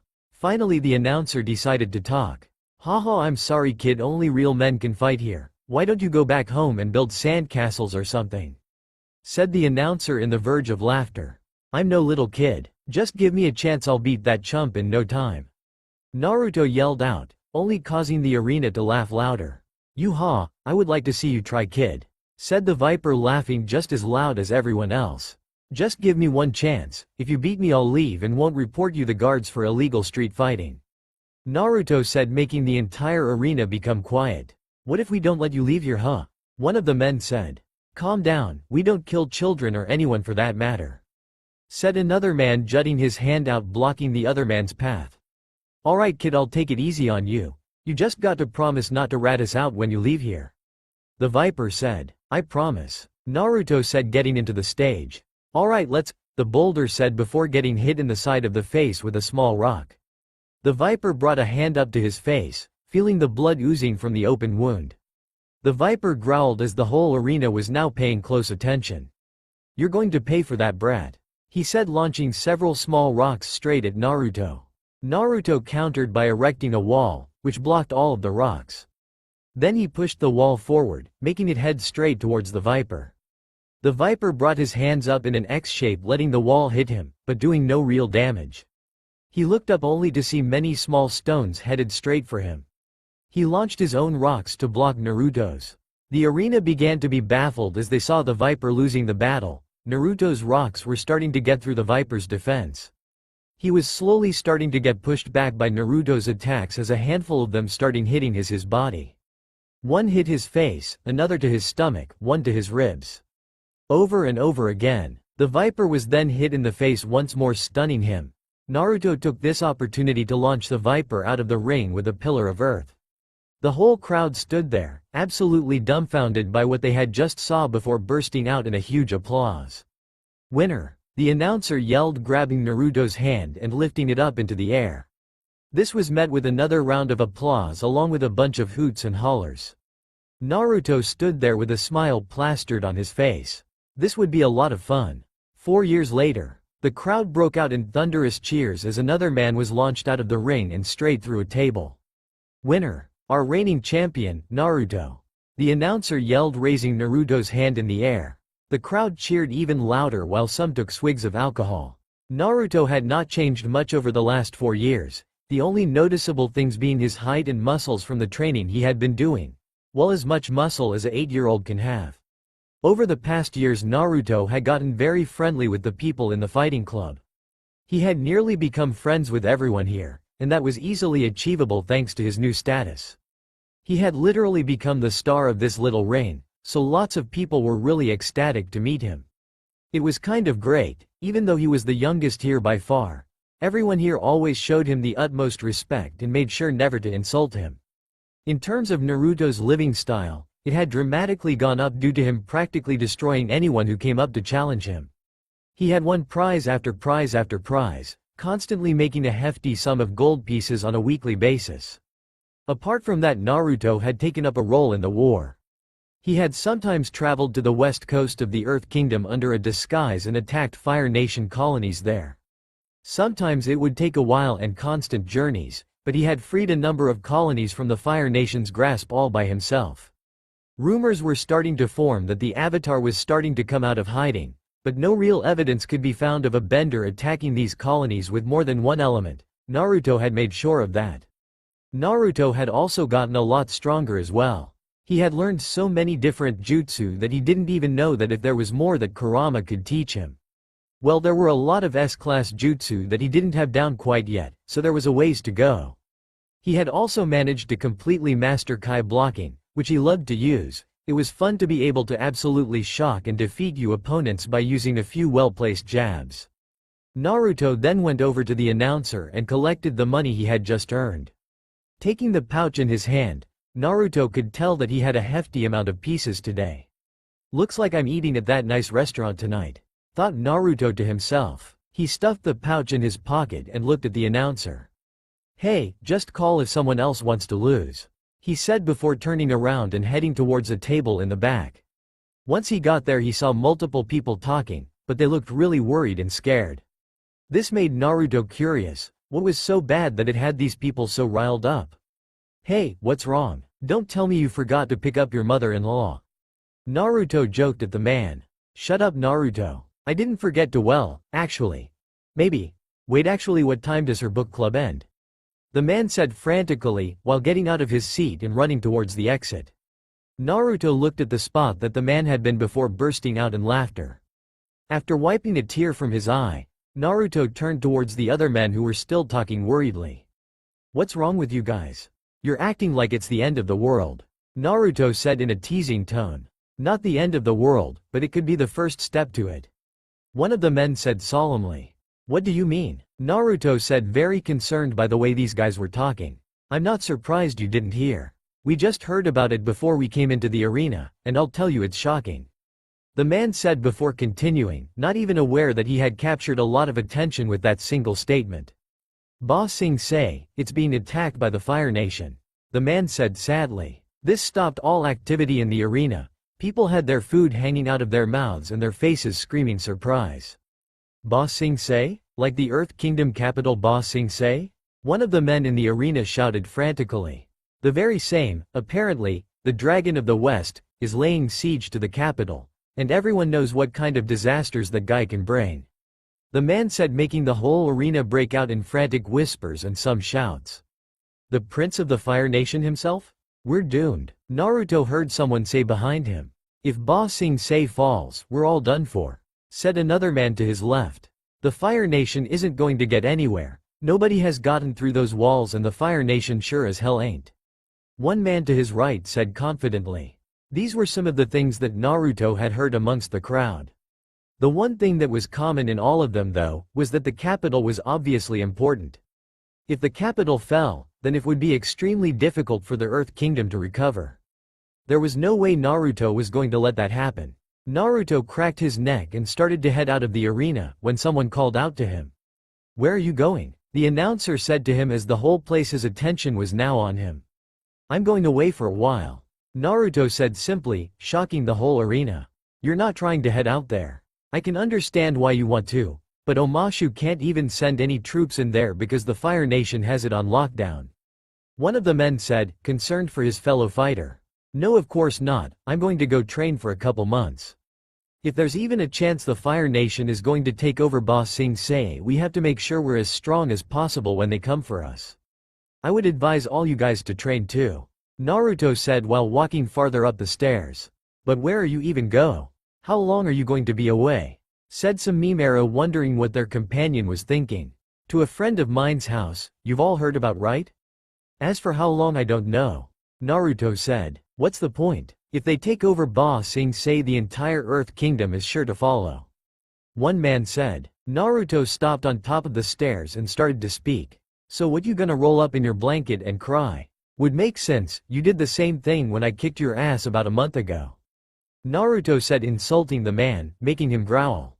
I'll fight to my death if it means I can keep everyone safe. It's just the type of guy the first him.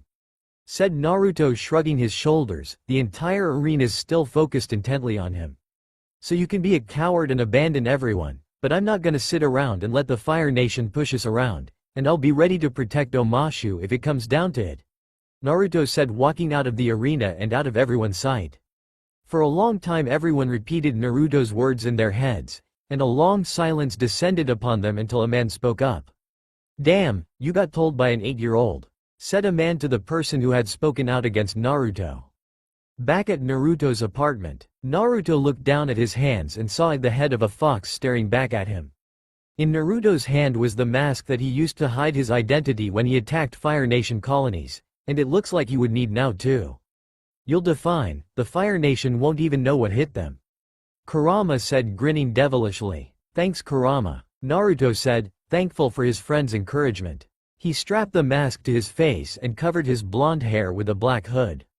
Taking his kunai pouch off of the table, Naruto proceeded to open the door to his apartment and headed off into the night. Well, Naruto would be lying if he said that he didn't love the feel of battle. Ba Sing Se walls. Fire, said a Fire Nation soldier, as multiple catapults went off, launching a bunch of flaming coal rocks at the wall of Ba Sing Se. The rocks hit the wall with a huge thud, the shockwaves making the guards on top of the wall stumble. Don't just stand there. Return fire, we need to take out those catapults. The commander yelled at his troops. The soldiers quickly got up off the ground and started scrambling to the boulders along the top of the wall. Soldiers in large groups started to lift huge boulders and fire them at the catapults, just as their commander instructed. They managed to take a few out, but it didn't look like it was effective enough. Can't you aim straight? The commander yelled at them. The scene at Ba Sing Se was absolute chaos. Just as the man at the arena had said, the whole front side of the wall was packed Fire Nation troops. The Fire Nation infantry had quickly beaten back the defending Earth Kingdom soldiers and had forced them back into the walls of Ba Sing Se. Luckily for the Earthbenders, the walls of Ba Sing Se were basically impenetrable, making it easier to defend. However, the Great Walls were under heavy fire from Fire Nation artillery and it was becoming harder to put up a fight. Sir, they're starting to reach the wall. It'll only be a matter of time before they break through. A soldier reported. Damn it, focus all fire there. We cannot lose Ba Sing Se. The commander yelled at his subordinate. Yes sir, he yelled while quickly running off to deliver the new orders. The commander sighed and looked off to the raging battlefield. He wished that somehow, someway they could come out of this victorious. Out of the corner of his eye he saw a soldier standing there, doing absolutely nothing. What are doing? Don't you see what's going on? Get to your post. The commander yelled, infuriated that one of his men was slacking at a time like this. The soldier stood there and didn't say a thing. Instead he walked to the edge of the wall and looked to his left. The commander looked at the man confused. What was this guy doing? The commander followed the soldier's line of sight and saw another soldier standing there, doing nothing but looking left as well. The commander became appalled when he looked over the entire wall, only to see many of his men on the edge of the wall and looking left. Finally his eyes reached the end of the wall, where he saw a soldier looking down over the wall before quickly giving a nod. Then all of the sudden all of the soldiers who were looking left, suddenly turned forward and grabbed a small ball that the commander couldn't recognize. Then all at once they threw them all over the wall. The commander was confused beyond belief. He didn't give out an order for this, so why did all those men do that? His head suddenly snapped over to the battlefield, where he became surprised at the huge amount of smoke covering it. It seemed like the entire front line of the Fire Nation soldiers was covered by smoke, though it did not cover a huge amount of land. just enough to block out the walls of Ba Sing Se from the Fire Nation soldiers. Was this some sort of surprise attack or something? He had no idea. Right now he would look around for one of the soldiers that had thrown that small ball off of the building, only to turn around and find his entire army scrunched up against the edge, looking at the battlefield curiously. Naruto jumped into the smoke, where no one could see him. What the commander didn't know was that Naruto had hanged all of his clones to look like Earth Kingdom soldiers and sneak up on the wall. The first phase of Kurama's plan was to provide small cover for Naruto so that he could do phase 2, do the same thing but on a bigger scale. These smoke bombs wouldn't provide him with enough cover to do what he needed to do, so Naruto would have to expand the area of where the smoke covered. Naruto stood still as multiple clones popped up around him. Did he mention that they could do his regular jutsu without hand signs too? Well, yeah, he could. All of the clones reached into their pouches and pulled out as many smoke bombs as they could carry. With one fluid motion, the thousands of clones threw the smoke bombs in front of them. Suddenly the entire front of Ba Sing Se was covered in a very thick smoke, so thick you couldn't see 3 feet in front of you. This does not look good, Iroh said from his tent, gazing at the walls of Ba Sing Se. Naruto smirked and made more clones. In a matter of seconds the thousands of Narutos scattered all throughout the smoke, taking down whoever came in their way. Both sides could hear the cries and screams coming from the smoke, wondering what horrible thing was going on. Meanwhile, the main Naruto was teleporting marker to marker, silently taking out his enemies. He appeared behind an enemy and chopped his neck. Next he turned to his right and punched someone straight in the head. He jumped forward and stomped on the ground, making a column of earth smash into a Fire Nation soldier. This went on for minutes, soldier after soldier falling to Naruto's many clones.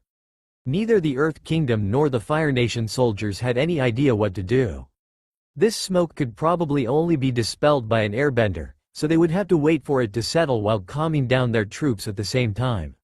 After what felt like forever, the smoke settled and the only person in the middle of it was a small figure surrounded by a tremendous amount of Fire Nation soldiers laying on the ground. The floor was littered with huge boulders and columns as evidence of Naruto's bending in use. Naruto looked up and faced all the Fire Nation soldiers in front of him, his fox mask and hood making him the most ominous figure that the men had ever seen. By the spirits, who is this man? Iroh said, almost gaping at the sight of how many men Naruto had taken down. Naruto had known that when he dispelled his clones before the smoke settled, that it would make it look like he himself had done all of this damage. And that would make them scared. And Naruto wanted them scared. Well, I'll be, said the commander in disbelief, his hat almost falling off. Naruto snapped both of the sides out of their stupors when he suddenly burst forward, heading straight for the Fire Nation soldiers. Before any of them could react, Naruto had already downed 2 of them, covering them in a shell of earth. Naruto sensed a blast of fire coming from both his right and left and ducked low as the streams of fire went straight over his head. He then bended 2 pieces of rock and shot them both at the soldiers at the same time. Naruto dodged left then right then up as 3 fireballs tried to hit him. Naruto, with incredible speed, raced towards the soldiers and sweep-kicked one of them while at the same time dodging another fireball. He kicked the same soldier in midair at another soldier, making them both crash to the ground. Naruto brought up a row of earth walls to block the multiple fireballs headed his way. The fireballs hit the walls, doing little to no damage. Naruto shot his hand out, making all of the walls burst forward and crash into the Fire Nation soldiers. Naruto continued to fight as hard he could, using bending and his superior speed to his advantage, but it was still getting increasingly harder to fight off these many soldiers. Meanwhile, the Earth Kingdom soldiers were openly gaping at the display the Naruto was putting on. What man was possible of doing all of this? They suddenly gasped as Naruto was hit with a wide arc of fire, burning his clothes a little bit and sending him to the ground. To their relief, he shook it off in mere seconds and returned to fighting. What the hell are standing there for? Help him out. We can still win this thing. The commander yelled at his troops. Yes, sir, the soldiers said in salute. At this point, Naruto had taken down tons of soldiers and was still going.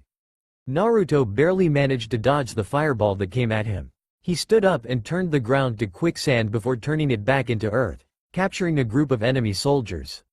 He turned around and came face to face with another soldier, Caught off guard, Naruto hadn't reacted quickly enough to dodge the fireball that this man was about to bend. But before he could, a rock hit the soldier on his head, knocking him out cold. Naruto looked at the man in surprise, before following the direction of where the rock came from. There he saw two soldiers on top of the wall waving at him. Naruto smirked and gave them a nod. Suddenly, there was a huge rumble and multiple cries before the entrance of Ba Sing-se was opened and outpoured thousands of Earth Kingdom soldiers. They charged straight for the front line with a loud yell as soldiers on top of the wall started firing boulders into the army of the Fire Nation. The impacts and fighting could be heard all throughout the battlefield as the armies clashed with each other, and at the front was Naruto leading them with a smile on his face. The battle for Ba Sing-se had only just begun. Line break. After the battle, the Earth Kingdom had emerged victorious. When Naruto arrived, morale and confidence was boosted to an all-time high, while the Fire Nations plummeted like a rocket crashing. The soldiers on top of the walls were now able to hit the catapults with precise accuracy, destroying most of the Fire Nation's artillery. Naruto himself had taken out dozens of people, and add to the fact that everyone on his side were fighting like maniacs, the Fire Nation didn't stand a chance. While this was a great victory, this fight wasn't over by a long shot. The Earth Kingdom soldiers managed to push back the enemy to their camps, but by no means did that mean that they had completely gotten rid of them. No Iroh would not be defeated that easily. That is why Naruto was here in the tent, outside the walls of Ba Sing-se, to discuss plans for doing just that. "I did not imagine you would be so short," said one of the generals looking at Naruto. "I have a rare disease," Naruto said dryly. "And your voice sounds like a child's," another one said. "Also another rare disease," Naruto said exasperatedly. "Are you sure? I think you're a kid," one of the generals said. "Look, I just defeated more than 1,000 Fire Nation soldiers. Are you really going to question me?" Naruto said to the general with the most dark voice he could muster up. No sir," the general said in fright. "Good, now I have a plan as to how we can win this battle," Naruto said, informing them. Well, it wasn't really his plan. He wasn't really good with military strategy, so he left that to Kurama. Kind of helps when you have a beast inside of you who is over 1,000 years old and has witnessed all sorts of wars throughout the years. Wait a minute, who put you in charge? You're a stranger that just appeared out of nowhere. Besides, how can we trust someone who hides his face from us, someone who won't even tell us his name?" said the commander. "Look," Naruto said, sighing. "I know it's hard to just accept some stranger coming in here and just calling the shots, but look, my plan to win against the Fire Nation worked. I am capable of handling this, as you just saw me basically save Ba Sing-se," he said, making them all think. "Also, did I just not charge head first into hundreds of soldiers without question? I had no support or anything, yet I went in all by myself. Only after I had taken out all those soldiers did anyone do anything.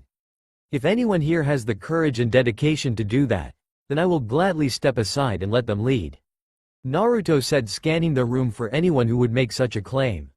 He found none. "The Earth Kingdom is my home, and I will do everything in my power to protect it along with all my friends inside of it, but this just isn't about the Earth Kingdom. The Fire Nation is threatening the freedom of the world and must be stopped. If we lose Ba Sing-se, the Earth Kingdom will be at a severe disadvantage and the Fire Nation will be one step closer to taking over the entire world.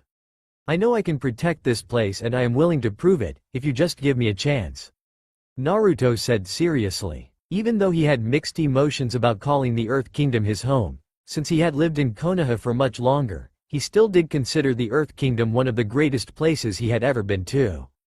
All of the friends he had made also lived here, and if he would have to come out here and fight for them, he most certainly would. The little speech warmed the soldiers' hearts to a degree and showed them that Naruto was both capable and would do everything that he could do to win this battle. "Fine, tell us what you have in mind," the commander asked, kind of curious about Naruto's master plan. "The typical Earthbender mainly uses defense, correct?" Naruto asked, although he already knew the answer. "Of course, we defend most of the time and look for the best opportunity to strike. Why?" the commander asked. "We're Earthbenders, so we're gonna fight like Earthbenders," Naruto said, smirking. "So here's the plan." 9 months later. After the first couple of months, Naruto had sent a couple of shadow clones home to make sure his friends weren't afraid that he had actually gone off and joined the war. The months of fighting had been both long and tiring on both sides. Naruto had indeed lived up to his word and had proved that even with inferior numbers and weaponry, it was still possible to hold off the Fire Nation. For months Naruto was on the defensive, constantly taking a small group of soldiers out in the middle of the night and creating holes, quicksand pits, barriers, and steep inclines, making it almost impossible for the Fire Nation to gain any territory. However, Iroh wasn't one to give up and pushed his troops forward, slowly gaining back the territory that they had lost when Naruto had caught them off guard. Naruto had actually gained some sort of respect for the Dragon of the West. The man had tried to avoid killing Earthbenders whenever possible, and had the will to keep moving forward even after all the things that Naruto had thrown at him. Likewise, Naruto had gained respect from Iroh, for he was one of the toughest opponents Iroh had faced in his entire life. He could not recall a battle where he had to try and plan this hard. The fox, that was what Iroh called him, was a cunning one indeed. This was truly a battle that would be remembered. 5 a.m. Naruto awoke from his sleep and threw the covers off of his body. He stood up and took his pouch off of his table. He then opened the cover to his tent and stepped outside. At this time of night there was still lots of activity in the camp. There was always something that had needed to be done and Naruto would make sure that they would do it. Despite this, the soldiers never complained, and never questioned Naruto's orders. It seemed that they had put a lot of trust in him ever since they saw what he was capable of, and believed that he could top the Fire Nation's advance. Naruto greeted everyone he saw along the way with the usual hellos and good mornings until he reached the general's tent. Today was the day that his plan finally went into effect, and if everything went well Iroh's army would take a huge hit. Naruto opened the flaps to the general's tent and stepped inside. It seemed that everyone was waiting for him, ready to go over the plan. Naruto made his way to the front of the table, and faced his subordinates.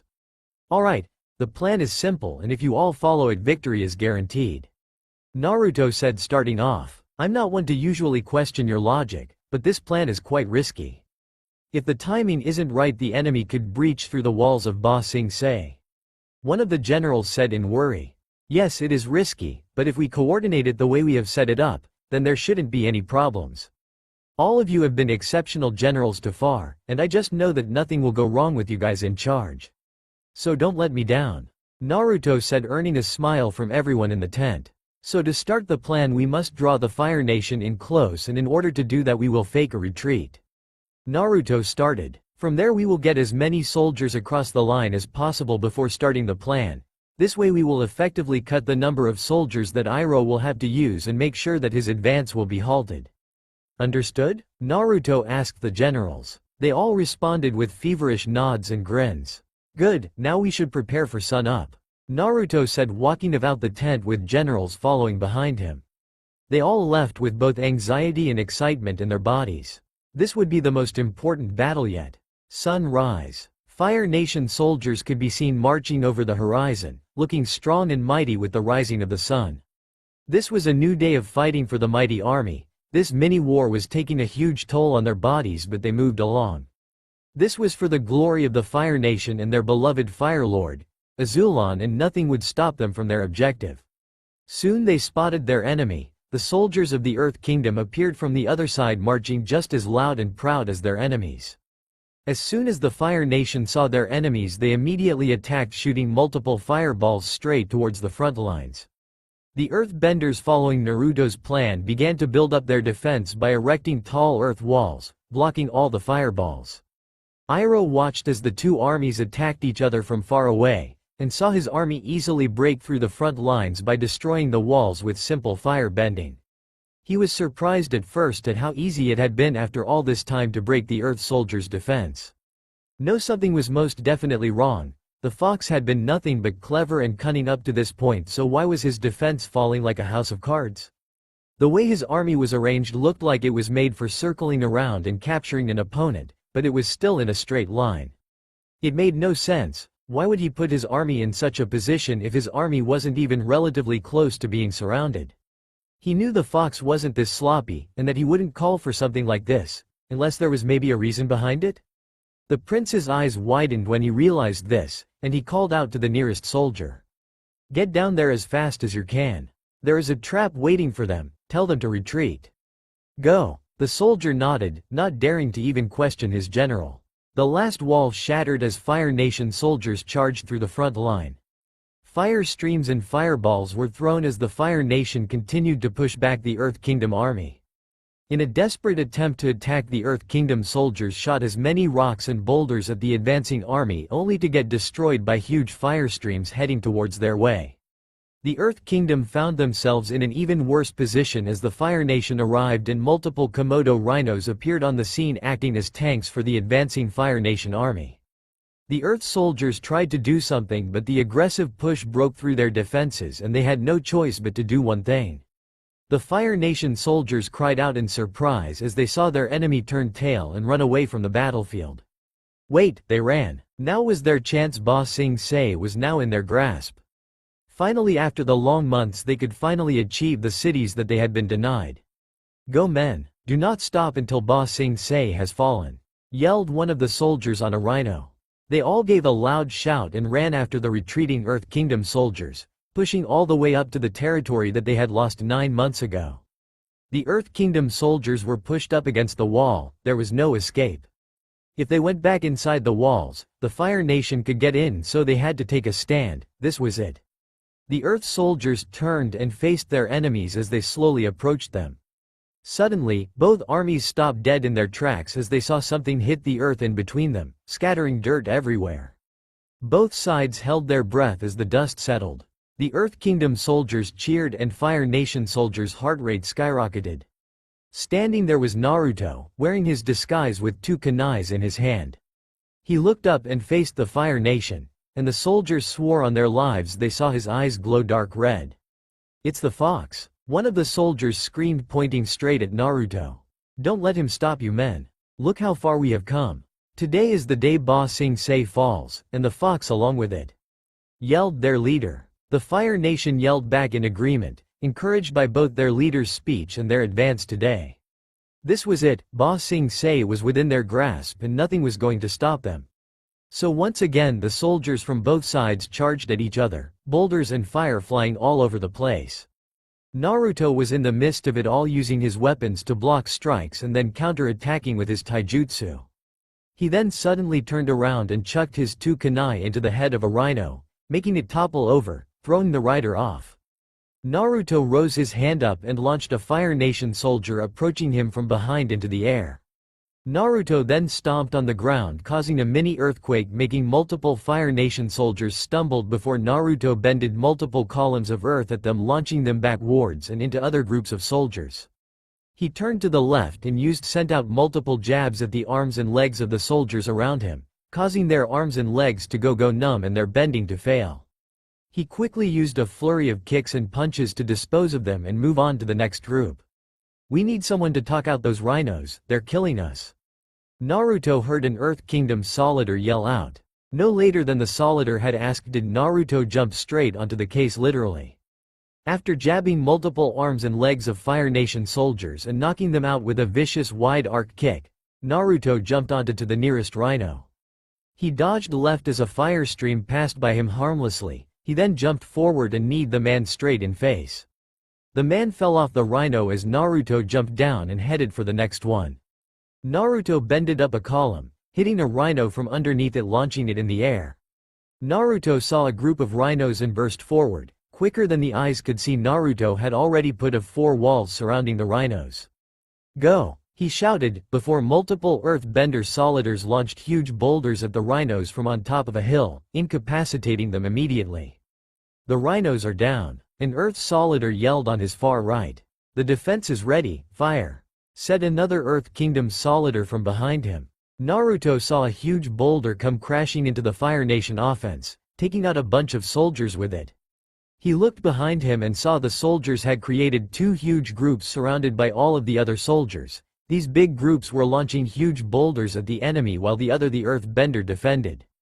Their defense was set now, all there was left was to wait for the signal. The soldier sent by Iroh had now finally caught up with the Fire Nation army and made his way through all the chaos. Stop! The soldier yelled, but the only one who heard him was the leader because the other soldiers were a little occupied at the moment. What? Said the leader as another Earthbender was flung into the air by his rhino. General Iroh had ordered a full-scale retreat. He thinks this is a trap. The Solitaire yelled at him. The leader turned to him, clearly surprised. What? We are at the walls of Ba Sinj Say. What trap could be here? The leader questioned. I do not know, but the general has given order to retreat and we must follow. The man said to him. But we are so. The leader started but was cut off as the soldier interrupted. They are orders. Follow them or be marked a traitor. The man hissed at him before turning around and leaving. The leader girt his teeth in fury. All of his hard work would go down the drain, Prince of the Fire Nation or not. He had better have a good explanation for this. Retreat. The man yelled as all of the Fire Nation soldiers stopped their fighting and pulled back to some degree. Why are we retreating? One of them yelled, now playing defense against the Earth Kingdom soldiers while slowly backing away. Because the prince has said so. Now let's. The man started at say but was cut off as a firework suddenly went off. A signal? There was actually a trap? The man thought as his eyes widened. Retreat. He yelled since more as all of his men started to turn around and flee, but alas it was too late. Suddenly the earth beside them started to crack, before it completely shattered causing decent-sized holes to appear on the earth's surface and hundreds of soldiers started to emerge from either side of them.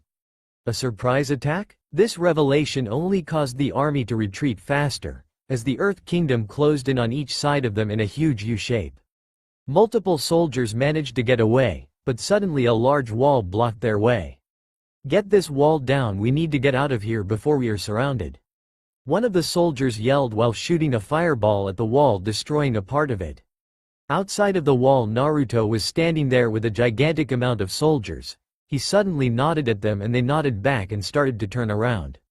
Then in one fluid motion they bended away the top layer of rock, revealing a huge canyon. This had been Naruto's plan all along.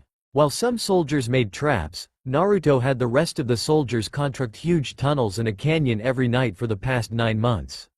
Naruto had known that the Fire Nation would not attack at night, due to their powers being weakened when the sun was down, so it was the perfect plan. Even though they were earthbenders, it had still taken a very long time to bend away all of the rock, but in the end it was worth it. Now a good part of Iroh's army was surrounded on 4 sides with a canyon and a large amount of soldiers waiting for them when the wall came down.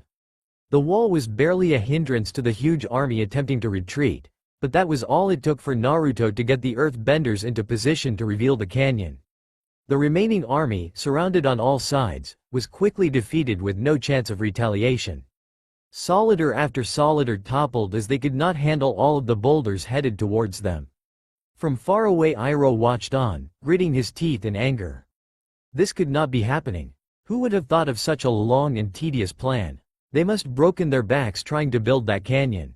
Iroh turned away from the battlefield, his eyes wide with another revelation, as dread and anxiety suddenly started to fill his body. He began to sweat as he hoped that everything was okay. Oh, please let everything be okay. My son, he whispered. The same night, the night was spent partying, drinking, and dancing in celebration of the win against the Fire Nation. While everybody partied on, Naruto sat outside his tent looking up into the sky. Kurama's plan had worked, but a lot of the soldiers had gotten away. Iroh had caught onto his plan faster than Naruto had thought he would. As a result, this little mini-war would only last longer. While Naruto had dealt a heavy blow to the Fire Nation army, he still doubted that it would force Iroh to leave. The man hadn't given up when he had put 9 months of obstacles in front of his way, so what was the chance that he would do so now? He had heard stories of Fire Nation soldiers sometimes fighting desperately against spirits without giving up, so there was a pretty good chance that this battle was going to last a lot longer. He sighed as he headed back inside his tent, hoping for this whole thing to finally be over so he could have some relaxing tea at Poing's shop. The next day, Naruto woke up groggily, prepared for another day of planning to take on the Fire Nation. After going through his daily routine, Naruto then proceeded to head out of his tent and out into the camp. He again said his normal greetings before heading into the general's tent. Once again it seemed like everyone was there, already discussing another way to hit the Fire Nation. Naruto stood by the table as he heard the generals go over plan after plan, before rejecting them. Look, if we put them here the man started only to be interrupted by a solitaire sprinting into the tent, breathing heavily from the intense running he had been doing. What is it? One of the generals asked absent-mindedly while looking at his plans. The Fire Nation. They have retreated, the soldiers said in between breaths. That statement made every single person in the tent freeze. The Fire Nation had retreated. Our scouting team checked this morning, their camp is gone. The siege, it's over, the man shouted with infectious joy. It took the men several seconds to process what the man had said. This couldn't be true. All at once they rushed out of tent, they had to see it for themselves to believe it. What's going on? Said multiple soldiers as they saw all of the generals run out of the tent. They shrugged and decided to follow to see what was going on. Not soon after, a large majority of the camp was running across the battlefield all the way to the hill where they could spot the Fire Nation camp, only to find nothing there. They retreated. We won, said one of the generals in disbelief. Likewise, the soldiers were dumbfounded that Hay had won, and soon after getting over their shock started to cheer loudly. They had won and protected Ba Sing Se, while also defeating the Prince of the Fire Nation. This was a fighter that would go down in history as one of the single greatest Earth Kingdom wins in the entire war. While the soldiers were once again celebrating their win in the battle, Naruto was having other thoughts. Why had Iroh retreated? Sure, Naruto had turned the tides on him, but Iroh had still had a very large army with him. If anything, Naruto had expected Iroh to only be more determined after their loss, but he had given up. It had to be something else, but what? What had caused him to give up? Naruto had no idea. His thoughts were cut short as he was suddenly lifted into the air, with multiple soldiers giving him praise and shouts of gratitude. It appeared they were now hailing Naruto as a hero, because it was his plan which had caused the Fire Nation to retreat.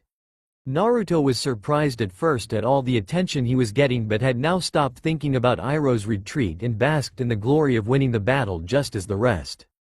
This was the feeling that he had felt when he came back to the village after defeating Pain. He felt ecstatic that the soldiers had appreciated him this much, and it felt good. And so this was the story of how the Conqueror of Dragons had defeated the Dragon of the West at Ba Sing Se, and had turned the Great Prince's 600-day siege into a mere 9 months. Though after a few short days, Naruto disappeared and went back home to Omashu, leaving the whole world to wonder what had happened. A month later, a man was rocketed up into the air and slammed into the ceiling. Debris and dirt scattered as the man's entire upper body was embedded into the ceiling. Groaning could be heard from the man because of the obvious pain that he was feeling. No surprise here, the winner is Naruto, the announcer shouted in almost bored tone. Honestly, Naruto's matches were always entertaining because of how he beat his opponents, but nobody could come even close to beating him, and it was starting to get redundant. Thanks, Naruto yelled while catching the pouch that was tossed to him. I'm going to go, let me know if someone wants to fight. Naruto said to the announcer, throwing a wave over his shoulder. He looked around for a place where he could sit and chat. He could see that everyone was conversing happily, and he smiled. It seemed like a lot of the tension and panic had calmed down after Naruto had come back from Ba Sing Se. Hearing that their capital was safe had done wonders to ease everyone's stress. They've been trying to find him for a while, but so far there's been no leads. One of the men behind him had said. Why would he even leave in the first place? I mean, think about all of the stuff he could have gotten. The glory, the fame, the women. A man said. I doubt they'll ever find him. I mean, the fox is probably the best Earthbender in the Earth Kingdom. Another man said, shaking his head. Of course, that was another thing that Naruto had heard a lot of when he came back home. The talk of the entire Earth Kingdom had been the fox, and how great of a Earthbender he was to have defeated Iroh. People had talked about his other skills too, like his taijutsu, and kai blocking as well. Naruto felt a little tingly inside every time they mentioned his success, but otherwise showed little interest in the topic. Naruto made his way over to his usual table, where the people were talking with surprised faces. What's the deal now? You guys are always the one to get the latest news. Or did you just? Naruto said, but was cut off when it interrupted him. No, Naruto, I didn't forget to pick up my mother-in-law, ha. The man laughed in Naruto's face. Oh, that's good, but did you turn the kettle off before you left your house? Naruto said, smirking, after he sat down. The kettle? Of course well, at least I'm pretty sure. Holy shit, I left the kettle on. The man said, getting out of his seat and darting off. This time the whole arena burst out laughing at the man's forgetfulness. After a few seconds of laughing, Naruto and the whole arena had calmed down. With a smile still on his face, Naruto turned to his left. So what's the problem now? Don't tell me the Fire Nation is going to attack Omahu. Naruto said jokingly, though with a small undertone of worry. Hey man, you never know. No, it's not anything like that. It just turns out that the Fire Lord is dead. Doesn't really surprise me, considering how old that guy was. Now his second son, Ozai, is taking over. The man said, sipping on his mug. The arena's eyes widened a little at that news. While it didn't really affect the world too much, since there was already a new Fire Lord in place, it was still pretty shocking to hear that the old Fire Lord had died. Naruto on the other hand had been thinking why Iroh hadn't become Fire Lord. Was his loss at Ba Sing Se seen as so disgraceful that his father chose Ozai over him? Well, that really didn't make sense to Naruto. While Iroh might have lost in Ba Sing Se, he was still a man with quite the military record. Well, it was the Fire Nation after all, so maybe they had stripped the throne from Iroh just for that one loss. Yay, that is pretty interesting. Naruto said, kicking his feet up on the table. But enough about that, your fight was amazing. I can't believe you put him in the ceiling. A man said, laughing. Yes, the boulder enjoyed that very much. Said a man with a bun, dark skin, and a nice beard. This was the boulder, one of the people that irked Naruto a little. He came off as a pretty arrogant and bombastic guy, but honestly Naruto liked to hang around him because of how funny everything was. Finding it hilarious how the boulder referred to himself in the third person, and how excitable he could be. Yay, how many wins was that? I am starting to lose count. Said another man on the table, looking at Naruto with a grin. Well, who knows, but there's some other news that I want to talk about. I heard you were moving boulder. Naruto said, holding a cup in his hand. The boulder is moving to Jailing. The boulder heard that there was a thing opening there called Earth Rumble and the boulder wants to win. He said with confidence. Yay, but this thing is only once a year, so why are you going to move there? Why not just go over there when the tournament starts? Asked another man sitting forward in his chair. The boulder has his reasons, besides the boulder's family is from there, so. The boulder explained. Ah, well, safe travels. Don't try to lose in the tournament too bad, okay? Naruto said, smirking. Shut it, Naruto. The boulder will crush his opponents until they beg for mercy, and when the boulder wins he'll come right back here to defeat you. He said angrily, remembering his crushing defeat at Naruto's hands. Yay, whatever you say. Naruto said, sipping on some water. Gentlemen, we have our next challenger for the title of champion. Place your bets. The announcer yelled and the crowd scrambled to their pouches. Well, I'll see you guys later, got to kick this guy's ass real quick. Naruto said, flashing a grin before leaving the table. Naruto made his way to the stage as people all around them began to cheer loudly, excited for the upcoming fight. Naruto finally made his way up onto the stage and got into his stance. He then faced his opponent without the least bit of worry. Ready, the announcer said, raising up his hand. Fight, he yelled, bringing his hand down. Suddenly a large crash was heard as the entire audience looked at the staircase, only to find it filled with guards. The whole room went up in panic as screams and yells were heard as soon as the guards entered the area. Most of the people did not even try to attack the guards, for the fact that the guards outnumbered them by a huge majority. Once the guards had the situation under control, one of the guards stepped forward. He seemed to hold an air of authority around him, so Naruto assumed that this was the man in charge. Illegal street fighting, the guard said, pointing to Naruto and the other man on stage. Gambling, the guard said once again, pointing to the pot with all the pieces in it. He stood in front of them, looking at each one harshly. This will land all of you a good amount of jail time, guards, take them away. The head guard said. Naruto wasn't really too worried because he could get out of the prison easily if he wanted to, but most of the people in this room probably couldn't. Not wanting the people he had gotten along with to go to jail, Naruto prepared to fight back. That was until an old man with weird eyes and royal attire walked in. King Bumi, the guard proclaimed, getting on one leg. Soon all of the rest followed, even the wrestlers not wanting to insult the king. King Bumi, what are you doing here? The head guard said, completely surprised at the king's appearance. Ah, well, I heard about the plan to raid this place, and I was interested. Bumi said, eyeing all the people being captured. You shouldn't bother yourself with such trivial things, my lord. It's just a bunch of hooligans fighting, nothing more. The guard said, making most of the wrestlers growl. Even that one. Bumi said, pointing straight towards Naruto. finding it odd that an 8-year-old was fighting. "Boy, what is your name?" said Bumi, squinting at Naruto. Naruto Uzumaki," Naruto said awkwardly. "That's a pretty strange name," he said absent-mindedly. "And you're in on all this too, him?" Bumi questioned further, his face turning even more serious. "Yes," said Naruto, nodding at the old man, not even trying to deny his claim. "How old are you?" Bumi said, his face growing darker if possible. "Well, I'm 8," Naruto said, starting to feel a little uncomfortable at the look that this man was giving him. "Well, that's amazing. Can you believe it? There's a professional earth-bending wrestler at 8, he must be pretty good," said Bumi happily to the guard next to him, his entire mood taking a complete 180. "I suppose so, Your Majesty," said the guard, a little taken back by the king's mood swing. Your Majesty, if you don't mind, we need to get these prisoners to their holding cells," interrupted the head guard. "Ah yes, but let them finish the fight first," Bumi declared loudly, surprising everyone in the arena. "But my king, they have committed a crime, they should be—" the guard started, but was interrupted when Bumi slung an arm over the man's shoulder.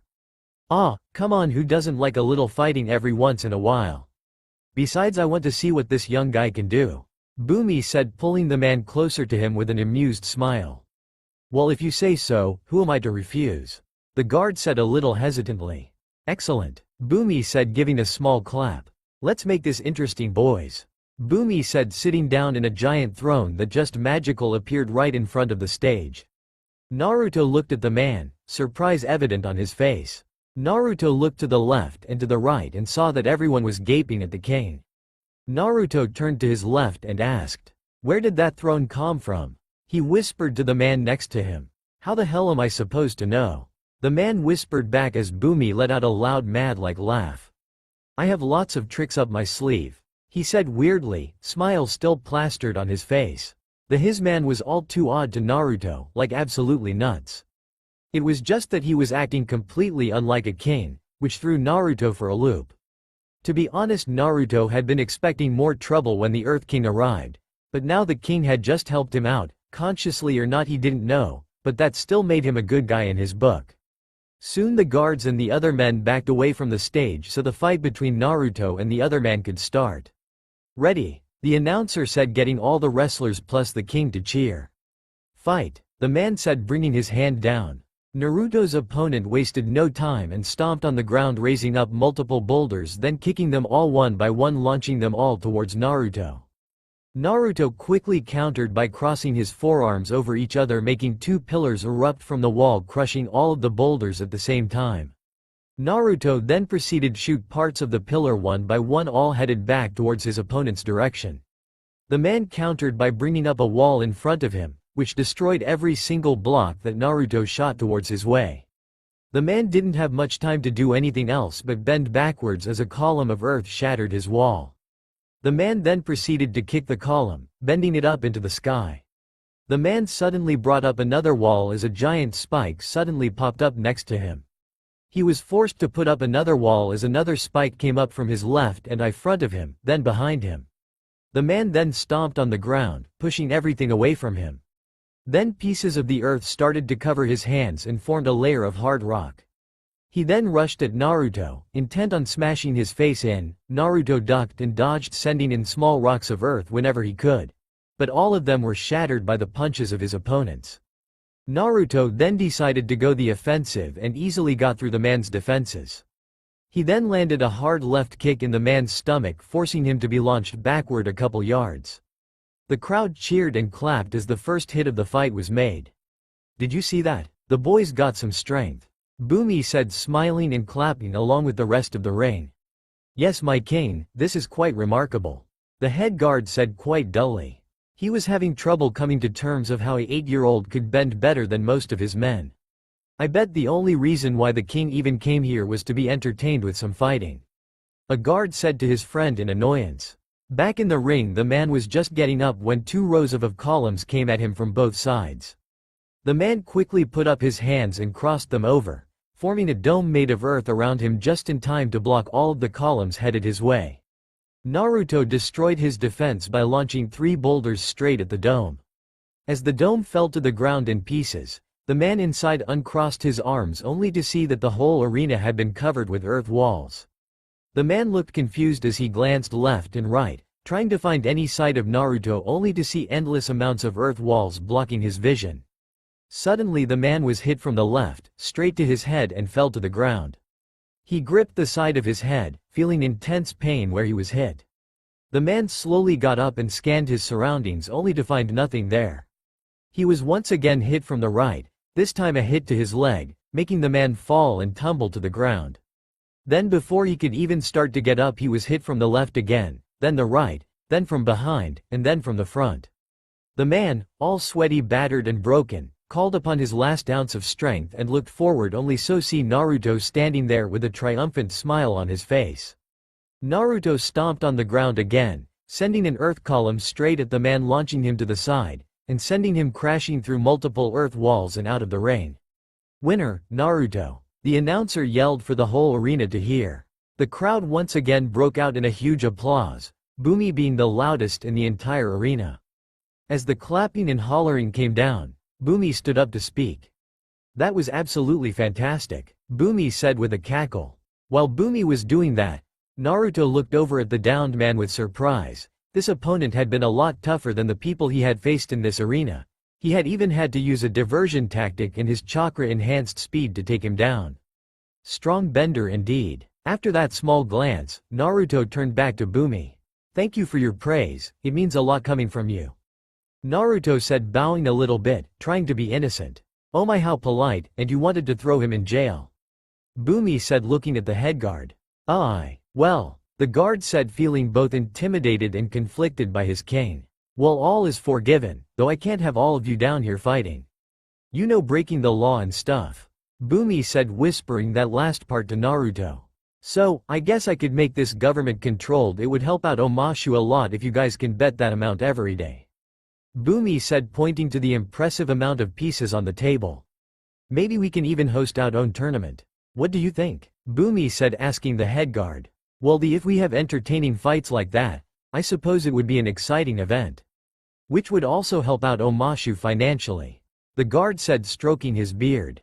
"Excellent. Men, do your thing, but I think somebody needs a little more punishment for breaking the law," Bumi said, destroying the relief that was filling up inside the wrestlers' bodies. "Let's invite Naruto over for a feast," the king declared, making the whole arena sigh in relief. All of the guards face palmed as their king made that announcement.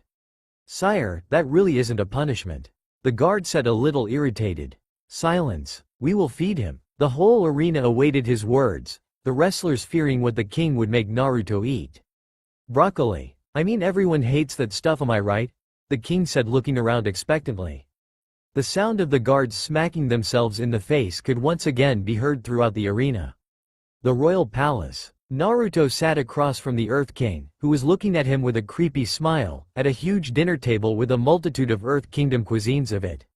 "Not that this isn't nice, but why have you invited me here?" Naruto questioned Bumi. Well, a job well done deserves a good reward, right? It's not often that you see a child such as yourself so good at earth bending," the kind said, smiling.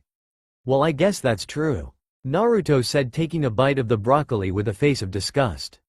"Do I really have to eat this?" Naruto said, poking the broccoli, not enjoying the taste whatsoever. "Absolutely. This is part of your punishment. Anyway, I just wanted to ask, how did you become so good at earthbending? I mean, it's not every day you see a child bend that well," Bumi asked, squinting one of his eyes. "Well, you know what they say, practice makes perfect. I've just been practicing every day since I was able to bend, and I just got this good, I guess," Naruto said, telling a straight-up lie, trying to find some excuse for his excellent skills. "Yes, they do say that, don't they?" Bumi said, grinning a little. "There is also another reason I invited you to the palace. I want to challenge you to a fight," the king suddenly proclaimed, shocking Naruto a little. "No offense, but I don't think you're in your, prime condition to be in a fight," Naruto said, obviously talking about his old age. "Well, I mean, I did let you off the hook after all. I think it would be only fair if you could do this one thing for me," the king said with a sincere tone. "Well, I suppose one small battle wouldn't hurt. I'll go easy, I promise," Naruto responded, finally giving in. "Great, follow me," the king said, getting up from his chair and heading down a hallway. Naruto got up and quickly followed the man. Soon they both arrived in Bumi's personal training grounds and Naruto jumped off of the balcony and onto the floor with a huge thud. "Whenever you're ready," Naruto yelled out, expecting the old man to take a while to get down here. All of that was pushed out of his head as he saw Bumi strip himself of his royal robes. Underneath the garments was a strong muscular body that made Naruto gulp. This dude is as old as dirt, but he's still as fit as an 25-year-old man. Naruto thought to himself. That was when Naruto realized he had been played. Guess this old man had some other intention than just bringing him here for a friendly spar. Naruto was forced to jump in the air after Bumi had landed on the ground, causing a shockwaves. "You tricked me," Naruto said, accusing the man. "Expect the unexpected," Bumi yelled back, while sending a boulder towards Naruto. Naruto ducked and moved to the left. "You're quite quick. Kind of reminds me of airbending tactics, avoid and evade," Bumi said, launching another boulder at a crazy speed. Naruto quickly brought up a wall in the nick of time, and as the boulder made impact with the rock, dust went up in the air. There was a long period of tense silence before the dust parted, showing Naruto headed straight for Bumi. Bumi started lifting up rocks and shooting them at Naruto while he was in the air. In response, Naruto erected columns into the air, making sure to use them as platforms to avoid all the rocks. "How can you do this? You're like in your 80s. Naruto said from on top of a platform. "Actually, I'm 106. Pretty fit for my age, wouldn't you say?" Bumi said, loving the surprised face that Naruto was showing. Bumi then raised a boulder and shot it straight at the column that Naruto had just landed on. As a result, Naruto started to lose his footing as the pillar started to fall down. Naruto quickly jumped off of the pillar and started to fall down to the ground at a fast rate. Just before Naruto had hit the floor, he quickly turned the earth into soft dirt, saving him from death. "He's really good," Naruto thought to himself as Bumi suddenly stomped on the ground, turning the soft dirt he was into quicksand, sinking him into the ground. Naruto struggled to remove himself, but to no avail. He then looked up to see a huge piece of rock hovering above him. Underneath it was Bumi smiling as he threw the piece of rock straight at Naruto. The giant piece of rock made impact at the spot where Naruto was, and Bumi waited patiently to see whether his attack did the trick or not. Bumi was then forced to duck as a shuriken flew over his head. "You're good with weapons and you can tunnel through the earth as well? You're just full of surprises," Bumi said before his left wrist guard was pierced by a kunai and was pinned against the wall. The same thing happened to his right wrist guard and he was pinned against the wall. Naruto appeared with 4 shurikens spread out like a fan in his hand, all of them ready to be thrown. "Nice skills, but you'll have to do better than that," Bumi said, stepping on the ground, causing a huge earthquake. Naruto still held firm as the earthquake rocked the arena, but this gave Bumi the opportunity to free himself and raise his hand up. Suddenly Naruto's legs became encased in earth and he could no longer move. Just as Naruto was about to set himself free, a voice in his head spoke up. "Stop," Kurama said from inside his head. "What? Why? I can beat this guy," Naruto said back at his friend. "You could, but let's think about this. This man invited you into his place and tricked you into thinking he was an old man who was past his prime. This is a setup for something. I think he's suspicious of you. I'm not surprised considering how much you show off, but it would be more suspicious if you managed to defeat the Earth King, don't you think? This will draw a lot of unnecessary attention that we don't need. So throw the fight now," Kurama said, giving advice to his host. Naruto realized that Kurama was right. The old man had tricked him. Naruto didn't want to paint a target on his back, so taking Kurama's advice, Naruto began to pant heavily, appearing to be tired. Okay, I guess this is why you're the Earth King." "I give up," Naruto said. "I still got it," Bumi said, laughing loudly with the occasional snort thrown in. After a while he calmed down and faced Naruto. The king of Omashu smiled, and moved his hands downward, looking like he would free Naruto from his confines. But instead Bumi bended up another piece of rock up into the air and kicked it Naruto's direction. Naruto, not expecting the sudden move, didn't have any time to think as the boulder came close to his body. Reacting solely on instinct, Naruto brought his hands and let out a strong stream of air, pushing the boulder away from him. Naruto then proceeded to break his feet out of its confines and appeared behind Bumi so fast that if you blinked you would have missed it. Once behind him, Naruto placed a kunai at the man's neck and held it there. "Why did you do that? Were you trying to kill me?" Naruto questioned him angrily but froze at the smile that Bumi had across his face. "So you can bend air, pretty well too. I've never seen an airbender move that fast using their bending before," the king said. At this, Naruto removed the kunai from the man's neck and stepped back, realizing that he had played into the man's hands. "How did you figure it out?" Naruto asked the man, completely baffled at how nobody realized his powers but Bumi. "Well, you're a great earthbender, which is pretty unusual for a child. I figured who must have been special in some sort of way, but mostly it was a hunch," the king said, cackling madly. "What? A hunch? You could have killed me?" Naruto said angrily. "Got to take risks to get rewards," Bumi said slyly, winking at Naruto. "And it looks like I got my reward after all. Looks like the avatar had finally returned. Though I imagined you would be a lot taller, older too," Bumi said, placing a hand over Naruto's head to check his height. "I'm not the avatar," Naruto said seriously, crossing his hands over his chest. "Really, I can't say that I know anyone else in the entire world that could bend one then more element," Bumi said, looking at Naruto. "I'm seriously not the avatar," Naruto said, denying the man's claim. "If you're not the avatar, then what are you?" Bumi said in an almost challenging tone of voice. "Well, I'm, Naruto said hesitantly as Bumi waited expectantly. "Just tell him, your cover's been blown anyway. If you don't, word will get out that you are the avatar, and we know that's not what we want. Who knows, the king of Omashu might prove to be a valuable ally," Kurama advised his host once again. Naruto nodded and took a deep breath. "I'm from another world, where it's possible to use more than one element," Naruto said seriously. At this, Bumi looked at him. He came in close and stared straight into Naruto's eyes, before busting out laughing. Naruto stood there as Bumi continued to laugh it up, waiting patiently until it stopped. I mean, if a person were to tell him that they were from another world, he would probably be laughing too. I might say some crazy things, but even in not crazy enough to believe that, or am I? The Earth King said, placing his hand on his chin in thought. "Just watch," Naruto said, taking a tri-pronged kunai out of his pouch. Bumi eyed the strange weapon curiously. He had never seen a weapon with all of these strange markings. Naruto then proceeded to throw the weapon into the ceiling. Naruto then disappeared in a bright yellow flash, startling Bumi but at the same time making him more curious. Naruto appeared on the ceiling, his feet locked onto the ceiling with chakra. He put his hands on the kunai and pulled it out. "Does that prove it?" Naruto said with an "I told you so" tone. "Well, advanced earth benders could stand on an earth ceiling, but I've never seen anyone disappear and reappear like that. Are you a magician part-time?" Bumi said, looking at him funny. Naruto jumped off of the ceiling and onto the floor with a huge thud. "No, it's called the Hirishin. It allows the user to teleport from one of these markers to another. To do this, a person needs chakra," Naruto said, giving his explanation. "Chakra?" Bumi said, attaching his head. "Chakra is like Kai in that it is essential for doing even the most basic techniques. And by manipulating it through hand signs like this," Naruto said, crossing his fingers as hundreds of clones popped up around them.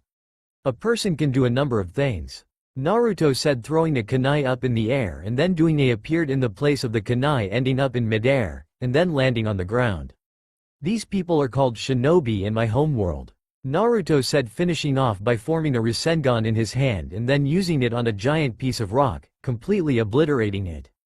Bumi stared at Naruto for a long time, giving him multiple questioning faces and looks of suspicion before saying, "That's pretty cool." Bumi then proceeded to give hearty laugh.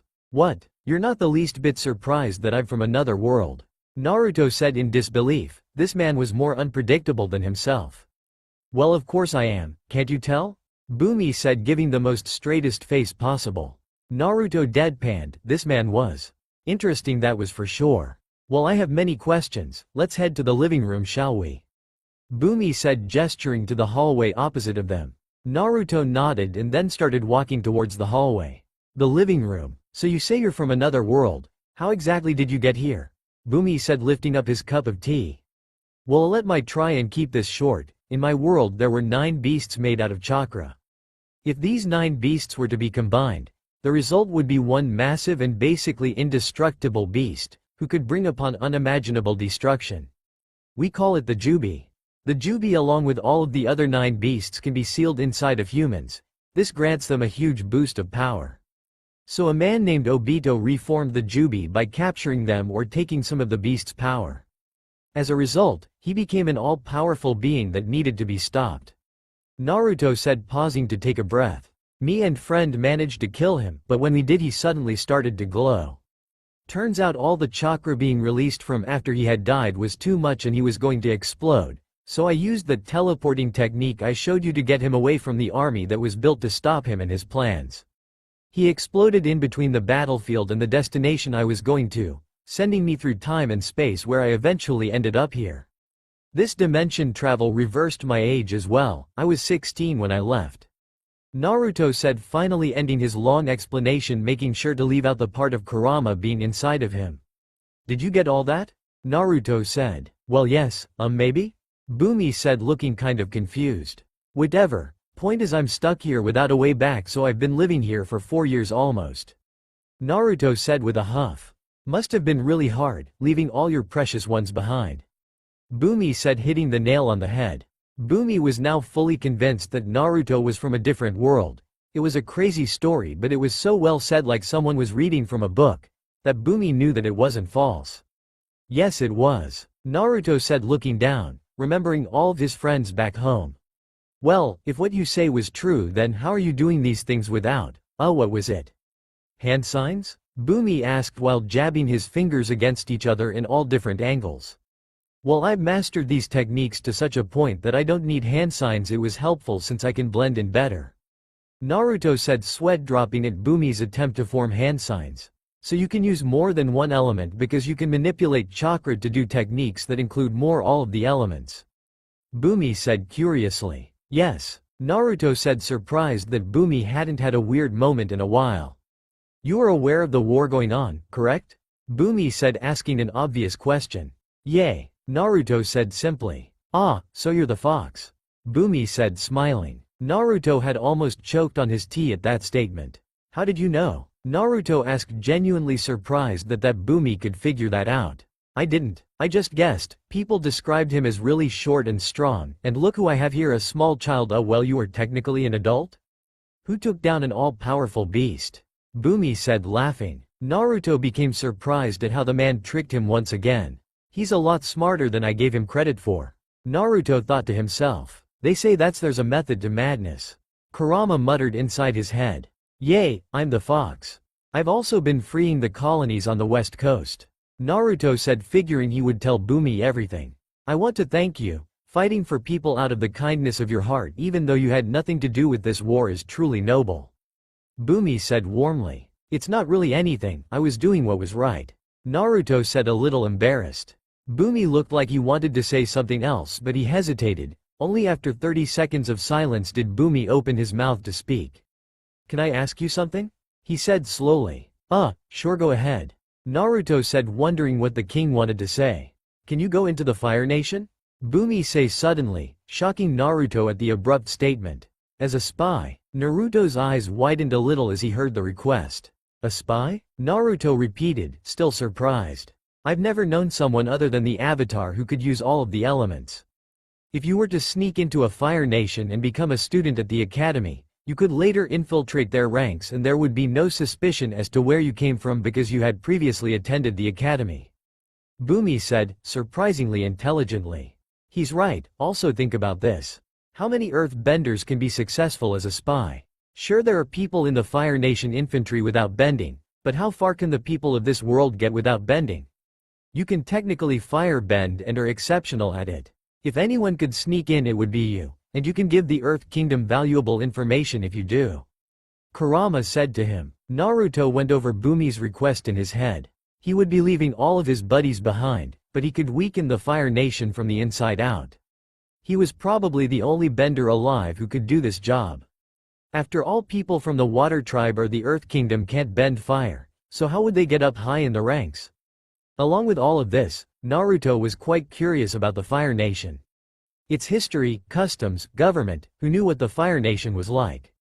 I know it will be a long mission, it would probably take a long time to get into the military, But if you do this, think about all the lives we can save if we knew where the enemy attack, and how much more quickly the war would be won. Bumi said, "How long do you think it would take? I don't want to spend 10 years waiting to get up high in their ranks." Naruto said, "It will take long, I won't deny that. But, mister, I beat the most powerful being in my world. If you're as strong as you say you are, then it shouldn't take that long. I guess if you get impatient, why snoop around a little? You're pretty good at it considering you got into my library." Bumi said, figuring out that since the fox could use Kai blocking and Naruto lived in Omashu. Also the fact that the library was broken into 4 years ago, the same time Naruto said he entered this world, it was pretty clear who the infiltrator was. "Hey, sorry about that by the way. I was just trying to get some information," Naruto said a little nervously. "You can make it up to me by going to the Fire Nation," Bumi said, weirdly playing with his beard. Naruto sighed, he couldn't deny the man's logic. This would be extremely beneficial for the Earth Kingdom, and the war would end a lot sooner with him supplying information. So with Kurama's and Bumi's points, he decided that he would become a spy. "Okay, I'll do it," Naruto said, grinning. "Excellent," Bumi said, quite pleased. "I'll leave sometime tonight, but for now can we just eat lunch?" "And no broccoli," Naruto said, getting up from his chair. "Of course, right this way," Bumi said, leading the way. As they walked side by side down the hallway, Bumi suddenly said something. "May I ask you something else?" "What? Can I see you do that teleporting thing again? It was really cool." "Shut up, Yu Dao." Naruto had made his way west of the Fire Nation colony of Yu Dao. Yu Dao had been a surprisingly peaceful city in Naruto's opinion and had been one of the examples that showed that the Fire Nation and the Earth Kingdom could live together in harmony. But Naruto knew this was most certainly not the case in the other colonies on the west coast. Anyway, Naruto had just made it to the sea where Bumi had told him was a regular route for Fire Nation soldiers to unload their cargo and carry it by animals all the way to the city of Yu Dao. This would be Naruto's one-way ticket to the Fire Nation. Right now Naruto was wearing something similar to his Earth Kingdom clothes. The top consisted of a robe-like short-sleeved shirt. It was more of a dark red in contrast to his pants, which were more pinkish red.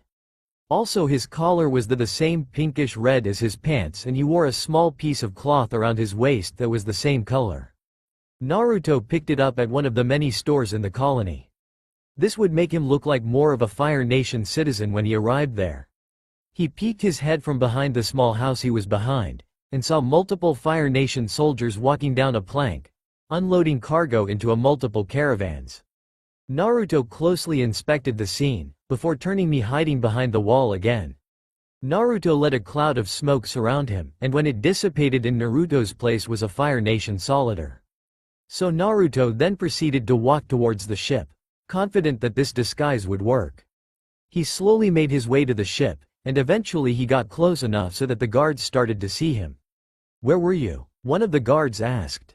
"I went to take a leak, really couldn't hold it anymore, you know?"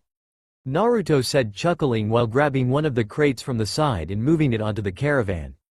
"Oh, yay, that's fine. Well, just grab that last crate and we can head back home," the soldier said, gesturing to the crate on the boat.